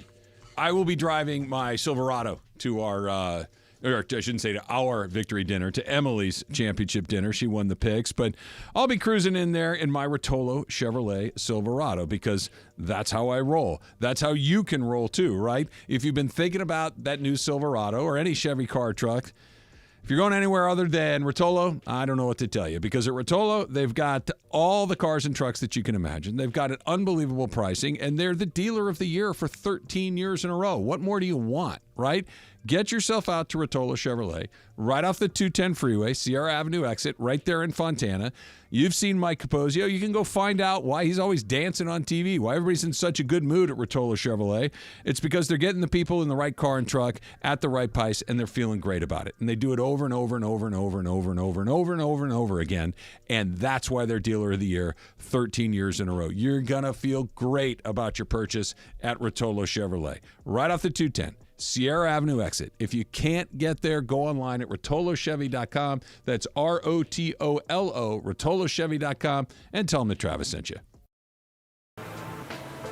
Hey, it's John Ireland, and I'm at Ralph's in Redondo Beach. You got to check this place out. It's at 1413 Hawthorne Boulevard in Redondo Beach. And on January 15th, Mason and I are going to be here. Mason and Ireland, live remote with BBGO. Sasha Vujicic will be here, Derek Fisher will be here, and hopefully you'll be here too. It's all part of a big Lakers BBGO promotion. You can win BBGO, you can win Lakers swag, you even have a chance to win courtside seats. Don't miss it. Ralph's in Redondo Beach. This place is huge. Check it out. This may be the biggest supermarket I've ever seen. Be sure to join us January 15th. Ralph's in Redondo Beach. Derek Fisher, Sasha Vujicic, Mason, Ireland, and BBGO.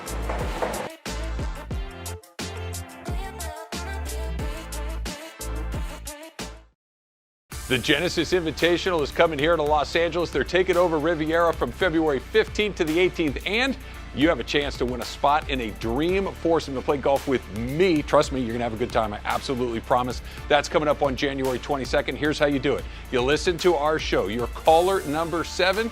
You win tickets, and you get a chance to be entered in that dream foursome. Riviera is the best spot in town. You want to be a part of that Genesis Invitational, genesisinvitational.com. Don't forget, listen to the Trav and Slee Show starting at 10 a.m. every single day. You're going to have fun, I promise.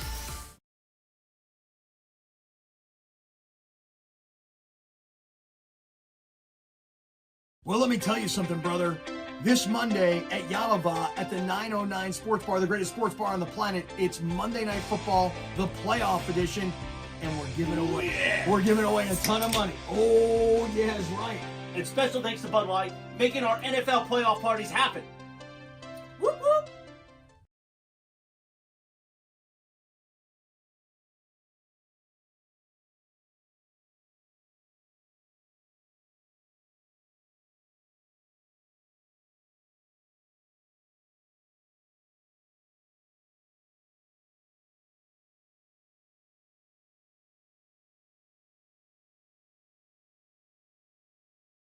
All right, guys, it's officially back. Fifth Row Fridays presented by BBGO. That's the official game day snack of the Lakers, by the way. And this is the best thing we give away. Fifth row seats to a Laker game. How many times do people come up to us and say, hey, give me Laker tickets? Yes. We don't have them. I don't even have them, but you can win them if you listen every day. And these seats are better than the seats that you and Michael have, right? 15 rows better. Yeah. Michael and I are like row 20. So here's how you win.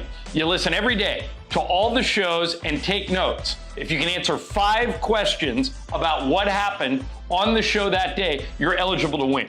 And don't forget, on Fridays, your chance to call in all 5 right answers, and you are in the 5th row at Crypto.com Arena for a Lakers game. For free!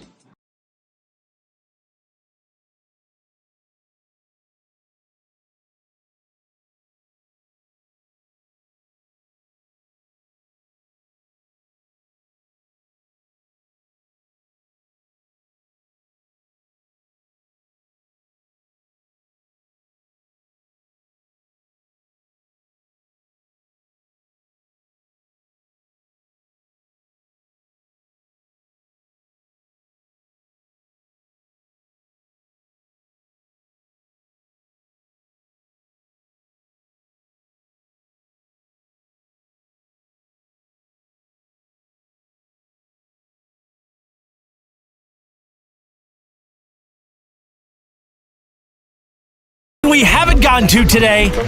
Yes, it's time for the dump. Em, I don't know if this is something that you can find out on the fly. Maybe, maybe not. Have we ever had 8 NFL openings at one point and immediately following before the playoffs have even started? Probably not. I'll find it out. Right, there are 8 NFL vacancies. Yeah. It's 25% of the league. Pete Carroll out in Seattle, Belichick with the Patriots, Ron Rivera with the Commanders, Arthur Smith with the Atlanta Falcons, Vrabel in Tennessee, Josh McDaniels fired midseason in Vegas, Frank Reich fired midseason in Carolina, and of course Brandon Staley fired a few weeks ago with the LA Chargers. All I heard was Olive Garden. Right? When was the last time you went to the Olive Garden? I'm not kidding. Probably a week and a half ago. You're missing out. I'm 15 years ago. I don't know the last time. It's been that long. It's evolved. It's become a cuisine unto itself. It's I didn't know the tour of Italy existed. What? That's a menu item there. What is that? Amazing. It looks Lasagna. like a little bit of everything. Yeah, lasagna. It looks like some chicken parm and the 3 OG classics is what they call it. Chicken parm, lasagna What's the classico, and fettuccine alfredo. Should be getting that. It's going to be so good. Carbs are the best thing in the world. We're going to enjoy all the carbs that we can consume. It's going to be great. I don't know the answer to this. Maybe it varies from location to location. Does Olive Garden have a bar? They do serve alcohol, and you can get a lot of alcohol. Beer and wine or a bar? You can get alcohol. You Okay. can get hard liquor. Then we're good. Both, Yeah. You know, like I can gin and navigate tonic, my way whatever, through the rest of it from there. Jorge, when was the last time you were at Olivo de Jardín? Jardín de Olivo. Jardín de Olivo. Thank you. I would say, I think it was for when Randy turned 12 or 13. And he's 18 now? He's 18 now. Okay. It might be Few sooner than years. that. Yeah. Yeah. And when was the last time you went? Actually, last year. Okay. So last are we going, Christmas time. Are we doing and it was like lovely. just after one of the shows? Or are we doing Yeah, I dinner? think I'm so. okay with a lunch. I think so. Yeah, let's do that. Olive Garden. I have some ideas. I have some plans for us for this lunch. Can you share any of these plans? No, because that would ruin the surprise. Oh, for you're. everybody. This is your day. You can just sit back and enjoy. You don't have to be the ringleader of this whole thing if you don't want to. No, don't worry. I'm gonna be the ringleader of this one. A lot of desserts going on there too. Yeah? we got some choices there. Okay, like what? Yeah, like what? Chocolate lasagna. That's just a cake, right? Layered cake. Yeah, just a cake. Yeah. Okay. What else? They got tiramisu, Yeah. little strawberry cream cake, some Yeah. warm Italian donuts, And some cheesecake for Sicilian sure, right? cheesecake with Cheesecake? strawberry topping. Yeah. You don't look interested. The warm Italian donuts look good. That's you of could all the dip in things you mentioned. chocolate That's right the there. most Hey, intriguing. question. Get a cup of Uh, coffee with Did I that. have coffee? Yes, they do serve coffee. You We'll can do get a cup of coffee. espresso. They still It give is Italy. You can get espresso. They still give out Take it the easy. candies with the chocolate with the mint? Or no? Oh, the Yes, they Andes do. mints? Yes, they do. Yeah, those and you can things get are an pretty espresso good. martini, even if you wanted to, Jorge. How many mints Yeah. did you end up taking? Like, do people just take one? My mom was always on that. Yeah. Like one. You can only have one. I'm like, Yeah. but nobody's watching. I could I'd take have 6 if 7 I and wanted to. 9 toothpicks. Like, they're all I coming. did like the toothpick. The only thing that was worse was the peppermints. Like nobody wants the peppermints along the way. Back to the 8 vacancies in the NFL. What's the best one? Because you can make a case for the Chargers. You can make a case for the Pats. You can make a case for the Seahawks. What's the best one? I would say just this is the way I do look at sports. I do think ownership is so important. The Patriots' job and the Seahawks' job, I think, are the two jobs that I know there's ownership that wants to win, that will invest in the product, that it is important to them. So I think it's those two jobs. If you said, no, pick one, the Patriots' job is a job where there's going to be a lot of pressure. Boston's a great sports town. Tough you got sports an town, owner. though. It is a tough sports Yeah. town, but that's what makes it great. They do have some standards there, and ownership is trying to win. Can I make a case for one of these teams that we really haven't talked about at all? Washington. We don't know what the ownership is, right? We don't know. He's brand new. He's only been there for a very short period of time. They're building a brand new stadium. I don't disagree with that. By the They way. have That's a the good spot. third pick in the draft, so you can kind of pick if you want a quarterback. Who is it? Sam Howell. Like if you think that that's not the guy, and I think that's probably the answer to that. Right. This is a quarterback-heavy draft. You could go in there. You could start. You got a little bit of runway because you have a rookie quarterback. You've got an owner, presumably, that would give you a little bit of time. And DC is not a tough sports town. It's not a sports town we're going to be like raked to the media every day. I think that could be a sneaky good one because of the draft that comes along with it. Because, look, that guy may turn out to be a terrible owner, but who knows? Maybe he's really good, and he's going to put you in a perfect position to succeed. You kind of know what the rest of these For are. me, I think depending on the construct of whoever the coach is, I think Seattle is a great opportunity. You have a great coach. You have a great region of the country that loves the Seahawks. Yeah. You have rabid fans. You have a decent quarterback that could get better. You could get trades, whatever. They were almost made the playoffs this year. How about nobody said L.A. with Justin Herbert? Think about that. And I listen. I didn't for all say the it. obvious reasons. I didn't say it, right? Yeah. So I think there's a reason for that. So let's go back to 2015. It was January 11th, 2015. Packers beat the Cowboys 26-21. That's not the story. The story is how it happened, right? It was the Tony Romo to Des Bryant where he kind of catches the ball. He spins to try to get his way to the end zone. And as he's falling on the ground, the ball wiggles. That's basically what it was. They went through what felt like a 25-hour review process. Michael loves the reviews. That's why I'm looking at Michael when I'm talking about this. And they came back and said, no catch. It clearly was a catch. There's no universe that exists where that was not a catch. They ruled it a non-catch. And was that not the beginning of us just getting ridiculous with replays? Ridiculous with the ball shimmied for a tenth of a second on one frame of the video. Therefore, it's not a catch. That was the moment we let common sense go went to forensic analysis. I wonder if you took a poll of every sports fan that's out there and just said, hey, look, it's just one or the other. There is no in between. Keep replay or get rid of replay. I think you're going to get more people, which if you'd asked me this a couple of years ago, I would have been surprised by everything? it. Or just everything. Okay. Replay or no replay. Now, the only thing I think you could replay is if, like, you're throwing a guy out. I don't know if it's like a flagrant, something like that. Maybe that's a little bit different. But just something happened on the field, something happened right in the moment. Let the referee be right or wrong. Let them just do it that way. I think most people would lean towards forget replays. If the choice is replay goes out in every sport or stays in every sport, I choose out. I choose out, but too. Football's got to go. Basketball's got to go. Baseball's replay works really well. It's quick. Doesn't take a long time. They're done. It's over. Tennis's replay works really well. There are some sports that do it effectively, but basketball and football are the two worst offenders. These poor guys, John and Michael and calling a game. I will say, when I'm listening to you guys, John, and it goes to review, I do look forward to Michael melting down. Well, because John will John will tell Michael, John will say, what do you think, Michael? 10 seconds. Yeah, he'll give his response in 10 seconds, and then 3 minutes goes by, and then the referee... And they don't always get it right. How bad does replay have to be for you and me and pretty much anybody else that has a platform to say, just get rid of it? I know. It's got to be awful. Normally, we would say, okay, you've got the technology, use it. I think you got to go there. I think they're telling you to go there. Again? Yeah, I know. I can hear him. I know. But, John, here's the thing. The fix would be super easy, too. To what you're saying, here it is. We're going to replay. Start the clock. You have 30 seconds to figure it out. If you can't, it's whatever they call it. Right. Literally, put a clock on it, like you have a clock on everything else. What they would come back at you with is, no, once you instigate the replay, the only thing that matters at that point is get it right.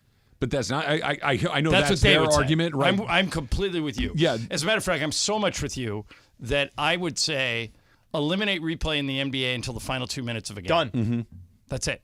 How good was, just to use one of the latest examples, the Lakers-Raptors game was back and forth, right? And I'm not saying either team was playing defense, but it was such an entertaining game. How long did the end take? Talk about just killing the game. They're replaying this, Emmanuel quickly, this, that. It just completely killed the flow of the game. And it happens at least once a week somewhere in the NBA. Absolutely, it does. And we'll say this, and we'll move on to the next thing.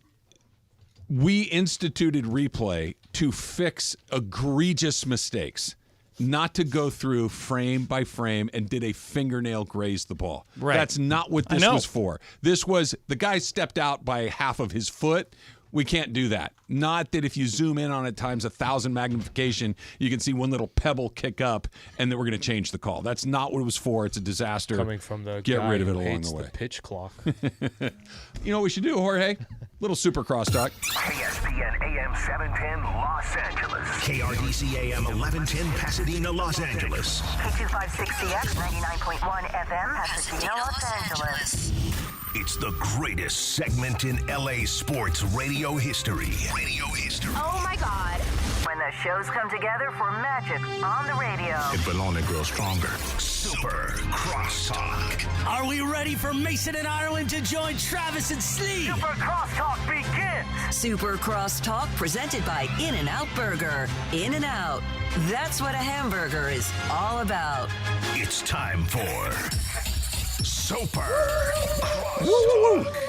So you guys may or may not know this, but we do our NFL picks against the spread every week, right? Yes. Okay. The four of us on this show. Right. Al and I, Emily and Jorge, and we keep a running total throughout the season. Okay. Who's winning? Emily won. She won the regular season. It's through the regular season, right? The end of the regular season. Emily won, and the prize was whoever wins gets to pick a lunch or dinner destination, and the Wherever other they three want. will split the bill. Oh, and got they it. get to Okay, ride okay, off and it. it's over. Emily It's over. won it. Yeah, she won. She won the regular season. That's Has where we she ended. chosen a spot yet? She just did. Nobu? That's a good pick. I was thinking Nobu, Mastro. Close. Wait. Very close, would you say? Nobu known for, they have a specific, this is what they're known for. Sure. The All right. sushi, What'd the you, sushi. what'd you- Mastro's known for their steak. Big steak. Yeah. What'd you pick, Em? Well, I consider this team a family, and Yeah. I went to a place where we're all considered family. Oh, no. Is it So I chose Olive Garden. Olive Garden. This is a fail of epic proportions. Olive Garden. Now, I'll be the first one to say, unlimited breadsticks, unlimited salad, pretty good feature. Unlimited soup, Mace. But when it Italian? comes to the actual Italian food, it is not good Italian Oh, food. you stop right there. It's not. My grandmother was like, she was so offended one time she went to Olive. It's like she was an Italian. Yes. Italians don't believe in Olive People Garden. from Sicily I will not fly here for their besmirch food. Olive Garden, but you could have gone way up in class. I was already thinking, okay, what am I going to have to cut back in the rest of my Cocos. life? Like, what am I going Cocos. to have to do to get through this? Olive Garden. Yeah, Olive Garden. That's easy. Well, there is one right next to my house. If you go to that one, I'll crash your dinner and pay for part of it. No, we're going lunch. She's The already lunch picked specials. the specific Olive Garden. Which You said city? Mid-Wilshire. So it's in Mid-Wilshire. It's all glass. So it's like a glass Olive She Garden wants with people to unique gaze upon architecture. her as we Right. dine We at can all Olive see Garden. each other. But think about all the Garden. places that she You could have ignored. gone. She could have gone to Craig's. She could have gone to Nobu. Yeah. She could have gone to Crustacean. Yeah, which sure. is in the heart of Beverly Hills and super expensive. Yeah, but she took I Olive think there's Garden. still a Spago in Beverly Hills Yes, somewhere. there Yeah, is. sure. there is. I'll tell Boa you still the around? story. My mom. Boa, my- there's an Oh, overpriced great steakhouse. Yeah, there's an overpriced steakhouse in Manhattan Beach that would have cost you guys $200 each. Yeah. So my mom Glad she loves didn't Olive Garden. I consult think with John. does everybody's mom like Olive Garden? It's kind of like a. My mom does not. She does not. Okay, My my mom is mom very likes it particular. for the breadsticks and the salad. Okay. And I was at Olive Garden one time with my mom, where I caught her putting breadsticks in her purse. That's a Michael Thompson move. It's like Yeah. these My are sister's done that. these Yeah. are delicious. Do you speak up in this particular instance? What am I supposed to say? No, Come Mace, on, Mace, Mom. Mace, let her be. It's a Let her be. breadstick. Right, I'll buy you as many as you want. You get all right. the breadsticks. So the other night at Crypto, when was our last game? Slee, 2 days ago? Yeah. On Tuesday. It's every other day, the whole month. It was basically, they had kind of a taco set. It was more like fajitas. They had like flour tortillas, and then they had a bin full of chicken and a bin full of steak. And so I'm walking over to the game, and as I'm walking in, Michael is walking out with 5 or 6 plates. And I said, "Where are you going?" He goes, "I'm going to put this food in my car for later." Yeah. Oh my God! This is The before the media game? food, yeah. It's only media food. Well, listen. Yeah, does he know? I mean, he's here. We'll let him defend himself when he comes in. But I'm like, media food's going to keep for 5-6 hours till you get Can I home? defend Michael? Yeah. Can I defend Michael Why? on this? Let me defend him, okay? The man doesn't eat before the games. Correct. So he is always kind of thinking to himself, all right, well, if I'm not going to eat before the game, he still wants to enjoy in the top-notch Crypto.com media food. Sure. Right. So Does with he that not being understand said, that food's probably from 3 Kings games ago? And I was going to say Clippers, but yeah, I mean, Here's come the on. other- it's the specific food that if this were peanut butter and jelly sandwiches, fine. Oh, he takes those too. Oh, those Crustables, I walk out with I those. love those too. But if you fajitas are let me think. They got a shelf life. And they're fragrant. It's onions. It's peppers. It's meat. And his they were car sitting smells like a Chili's. He put him in his car at 6 o'clock and didn't get back in his car until 11 By o'clock. the way, and home at midnight. And Mr. Sanitation, Mr. I be careful. Yeah, Michael, it's very unlike you. You're normally a neatnik. What was up with that? Because you guys don't understand how refrigeration works. You got to remember, the other day it was like 40 degrees in the loading dock, right? Right, so cold. I put the food in my car. It was like sitting in the fridge. What about the smell? Well, it smells delicious. Michael. I couldn't wait to get home. When did you eat it? Oh, as soon as I got home, I put it in the microwave and heated everything up. The fajitas, what do you call it? What do you call the little things you roll up? The tortillas. Tortillas, throw some rice and chicken and all the onions and peppers in the middle of that. Now, does your car still smell like fajitas? Of course it does. Michael, I guarantee you it does. You're Mr. Sanitary, right? Right. You're taking food off a buffet, sticking it into your car and eating it later. Now, what's sanitary about that? You're actually traveling. He's the only one who touched a buffet. I'm the only one who touched it. But isn't everybody reaching into the thing and grabbing the stuff? Trusting that spoons. Well, hold on. You're trusting that every other person that touched that spoon, that touched the food, was very deliberate, careful, and sanitary doing it. I watched. I was there. Not a chance. Stu One scumbag maniac gets their hand on that spoon, and it's a wrap. Stu, me, and Doug Man always the first ones in the Chick Hearn Media Center. So when the food is out, we're always the first ones to get in line. So nobody else touched the food before us. Somebody made it. Somebody put it out there. There's a lot of people that touch that food. But who touches rice and who touches cut up chicken and stuff? Nobody people does that that. make it. I forget. Does the media room have a spit guard or a sneeze guard? What do they call that? Sneeze guard. It has no sneeze No, the guard. media room is basically been cut. I would say it's cut in half. It's been cut into like 1/3 the size Michael, of what there's it not used to even be. a sneeze guard on the buffet. Yeah, but there's covers on it, so you have to lift the covers up to the food every time. That people touch, that you touch. There's a lot of. No, sanitary. Plus, I put it in the microwave and kill any germs. Michael, I'm going to eat it. I'm not complaining that you ate it. I just, knowing you, the way that we know you, and your this was not prepared by Chef Bill. You know that, right? No, I just make sure that Chef anybody. Bill had game. I just make sure anybody's making a burger or a sandwich, Mace, has sanitary gloves on. This is Trev. This is how much Chef Bill was the chef that Michael hired at his party. Oh yeah, Chef Bill's a great guy. And Michael and I liked it so much that we went to the Lakers and said, find a way to use this guy. And Sam Tubman, our chief of staff, met with him, zoomed with him for 45 minutes. She goes, I'm going to give his name to every player. We'll use him when we go on the road sometimes. So we are, thanks to Michael, we're gonna make Chef Bill a big NBA star. I was eating paella for a week after I left your house. You sent me home with more paella than I thought I could eat. That was all Chef Bill. Turns out I can eat a lot. I love paella, just don't put any octopus in it. Oh, octopus is delicious. Absolutely. Wait, little charred octopus. Yeah. Don't other Bahamians eat octopus? No, we don't eat any octopus in the Bahamas. We got real fish. Right, Travis. What constitutes a real fish? Grouper, tuna. That's real fish. Not no octopus and all those tentacles. Look like eating a giant They're spider. pretty delicious, Michael. Grilled with a little lemon. Oh, a little lemon. And what about squid? No, Are you okay? Squid. Oh, not even like a fried calamari? Calamari, octopus, I ain't into that. I'll just stick with the conch. You know what I heard? I heard octopuses are very smart. Yes. And there's octopi. There's a documentary that shows you how smart octopi are, and I have friends that saw it who say they will no longer eat octopus because I've heard apparently they have personalities. Yeah, they're emotionally intelligent, all this kind of stuff. And so friends of mine who saw the documentary say, don't eat, they won't eat it. Had they tried it on the grill with lemon. A little lemon, and that may turn them. Yeah, it just makes It's it a nice. All right, tell me how you guys would have handled this. I was at a golf course the other day, and my tee time was coming up. I was late, and I was at the driving range, and I walked back to my golf cart, and there are two skunks sniffing around my golf cart looking for food. Now, I didn't have any food in there, so I knew they weren't going to find me, but I had to get in. I had to go. What do you do there? Wait it out. Lead them to Michael's car for the fajitas. Throw a rock. No, if you throw a rock, they're going to spray. No, that's what I was afraid of too. So you know what I did? Yeah. I took a golf ball and I didn't throw it at him, but I threw it over him, like behind him, and they ran. Okay, they did and not I got spray. In the cart. They did not spray. Good call. And I was not. Even if they did spray, I was far enough away where. But see, that's the thing. The blast radius, so to speak, of a skunk I was probably is 25 feet away. not nearly far enough. Really? Wow. Not nearly far enough. Really? I got a story for you. Okay. So Murphy, my dog that lost the toe from the vet. Yep. We've talked about. Yeah, my I know of a Murphy. dog named Murphy. Yeah. So I was in college. My brother was home alone. My mom and dad were on a trip somewhere. My brother goes to let the dog out the back door of the house to go use the bathroom before he locks up the house for the night. The dog's bowl is on the back porch of the house. Opens the door. There's a skunk eating out of the bowl. Okay? The dog kind of freezes, and the skunk blasts him.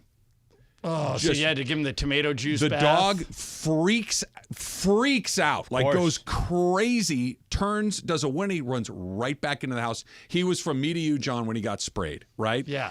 The house smelled like skunk for a couple of weeks? Months. Oh, really? Months. Really? We had the carpets cleaned. We replaced the furniture. We did all these things. Wow. You can't get it out. There is no getting through it. My brother, like I said, my folks were gone. My brother goes to school the next morning. He's in high school. So, Trev, I know you the have teachers sent him home because he smelled too much. He couldn't like a get skunk. it off. He couldn't get it off of himself. So, Trav, I know how you're like me. You love golf. The first tee is a very birdieable par 5. Okay, it's one of my only shots at birdie. Now that you know that, if your tee time is in 3 minutes, had I not, your group is going off on time, and you have 2 skunks at your card. How do you play? Were you at a place that you play frequently? I was your spot. Okay, yeah. I'm skipping. You're going to be back in a couple of days. You're going to play the second hole? John, my house smelled like a skunkatorium for 2 months. You would not come to work and for there a couple were of 2 days. Skunks too. They Hell, were both. They were like. No. Well, it sounds adorable. Hills. 2 skunks. Sounds like a cartoon. 2 skunks walking to a bar. Who's the cartoon skunk? Pepe Le Pew. Le Pew. Yeah. I believe that cartoon has been canceled. Has it? I think so. Oh, everything's been canceled. Of course it's been canceled. Problematic. What's the cancelable part because of that? Right, because he was very aggressive. Very aggressive. Oh, that's right. He was a cad. No, that's really out and of he was style. a French skunk that was would not take no man. for an answer. Yeah, exactly. Right. Exactly. Right. Yeah. So Mace, how you feeling about Sunday? Feeling good here? Feeling better? He's here? overconfident. I feel so good. I cannot wait to reach in and just tear their hearts out. See, I told you. Oh, Trav is already nervous now. There is not any part of Steve Mason that believes the Lions can win this game. Nope. You know you're the ultimate cooler, right? No, I'm not the ultimate. Who was at the Super Bowl when they won? Yeah, he was here. All right. I mean, I was. All right. He's supreme confidence makes me very nervous. The truth is, Mason went through a streak years ago where he was there was a bad kind of a streak. cooler, but that's all been corrected. Okay. He was at the Rams Super Bowl win. He was at the Dodgers thing in Texas when they won. I was at the MLS championship game where LAFC won. All right. He's definitely not I'm the on problem. a roll, actually. I feel good about Sunday night. I'm a believer in aggravating sports gods and who's unbridled Who's the most confidence. pressure on? Who's got the most pressure Jared on? Goff. Yeah, Jared Goff. Yeah. How do you think how has he handled pressure over the years? Less than perfectly. Thank you. Rip their hearts out. I did. Here's what I did like. When he said, "Oh, I got that chip on my shoulder. It's never going away." I'm like, "Here we go. Yeah. Here we go." That's in the psyche, the brain. That's knocking around in that there. He didn't lie. Yeah. That it's not. It's hey, listen, just not another game. This isn't just me against Sean McVay. This is my team against that team. That's it. That's all I got to worry. I don't know. That chip. That's never going away. Okay, let's go. Yeah, I did like that. Oh, we found this. Have you heard this? Is this Campbell? No. This is their actual fight song. Hang on, wait for it. It's that roar. It's not as good as Ram It that they play at every. No, it is not. It is not as good as San Diego Superchargers. No, it is Down just the Ram list it. of good. Yeah, just Wait, and they play it until at you've every seen game. Nolan- They play Have you seen Ram It that? at every game. You've seen the video for? You know who the star of that video is? Nolan Cromwell. No. The guy who gets the most into it and is dancing like a fool is David Hill, who is Jim Hill's younger brother. Yeah. Excellent. Who played tight end for the Rams on that team. Excellent. Yeah. Ram it, Mace. Ram it. Let's go. Super Crosstalk's brought to you by In-N-Out. In-N-Out. That's what a hamburger's all about.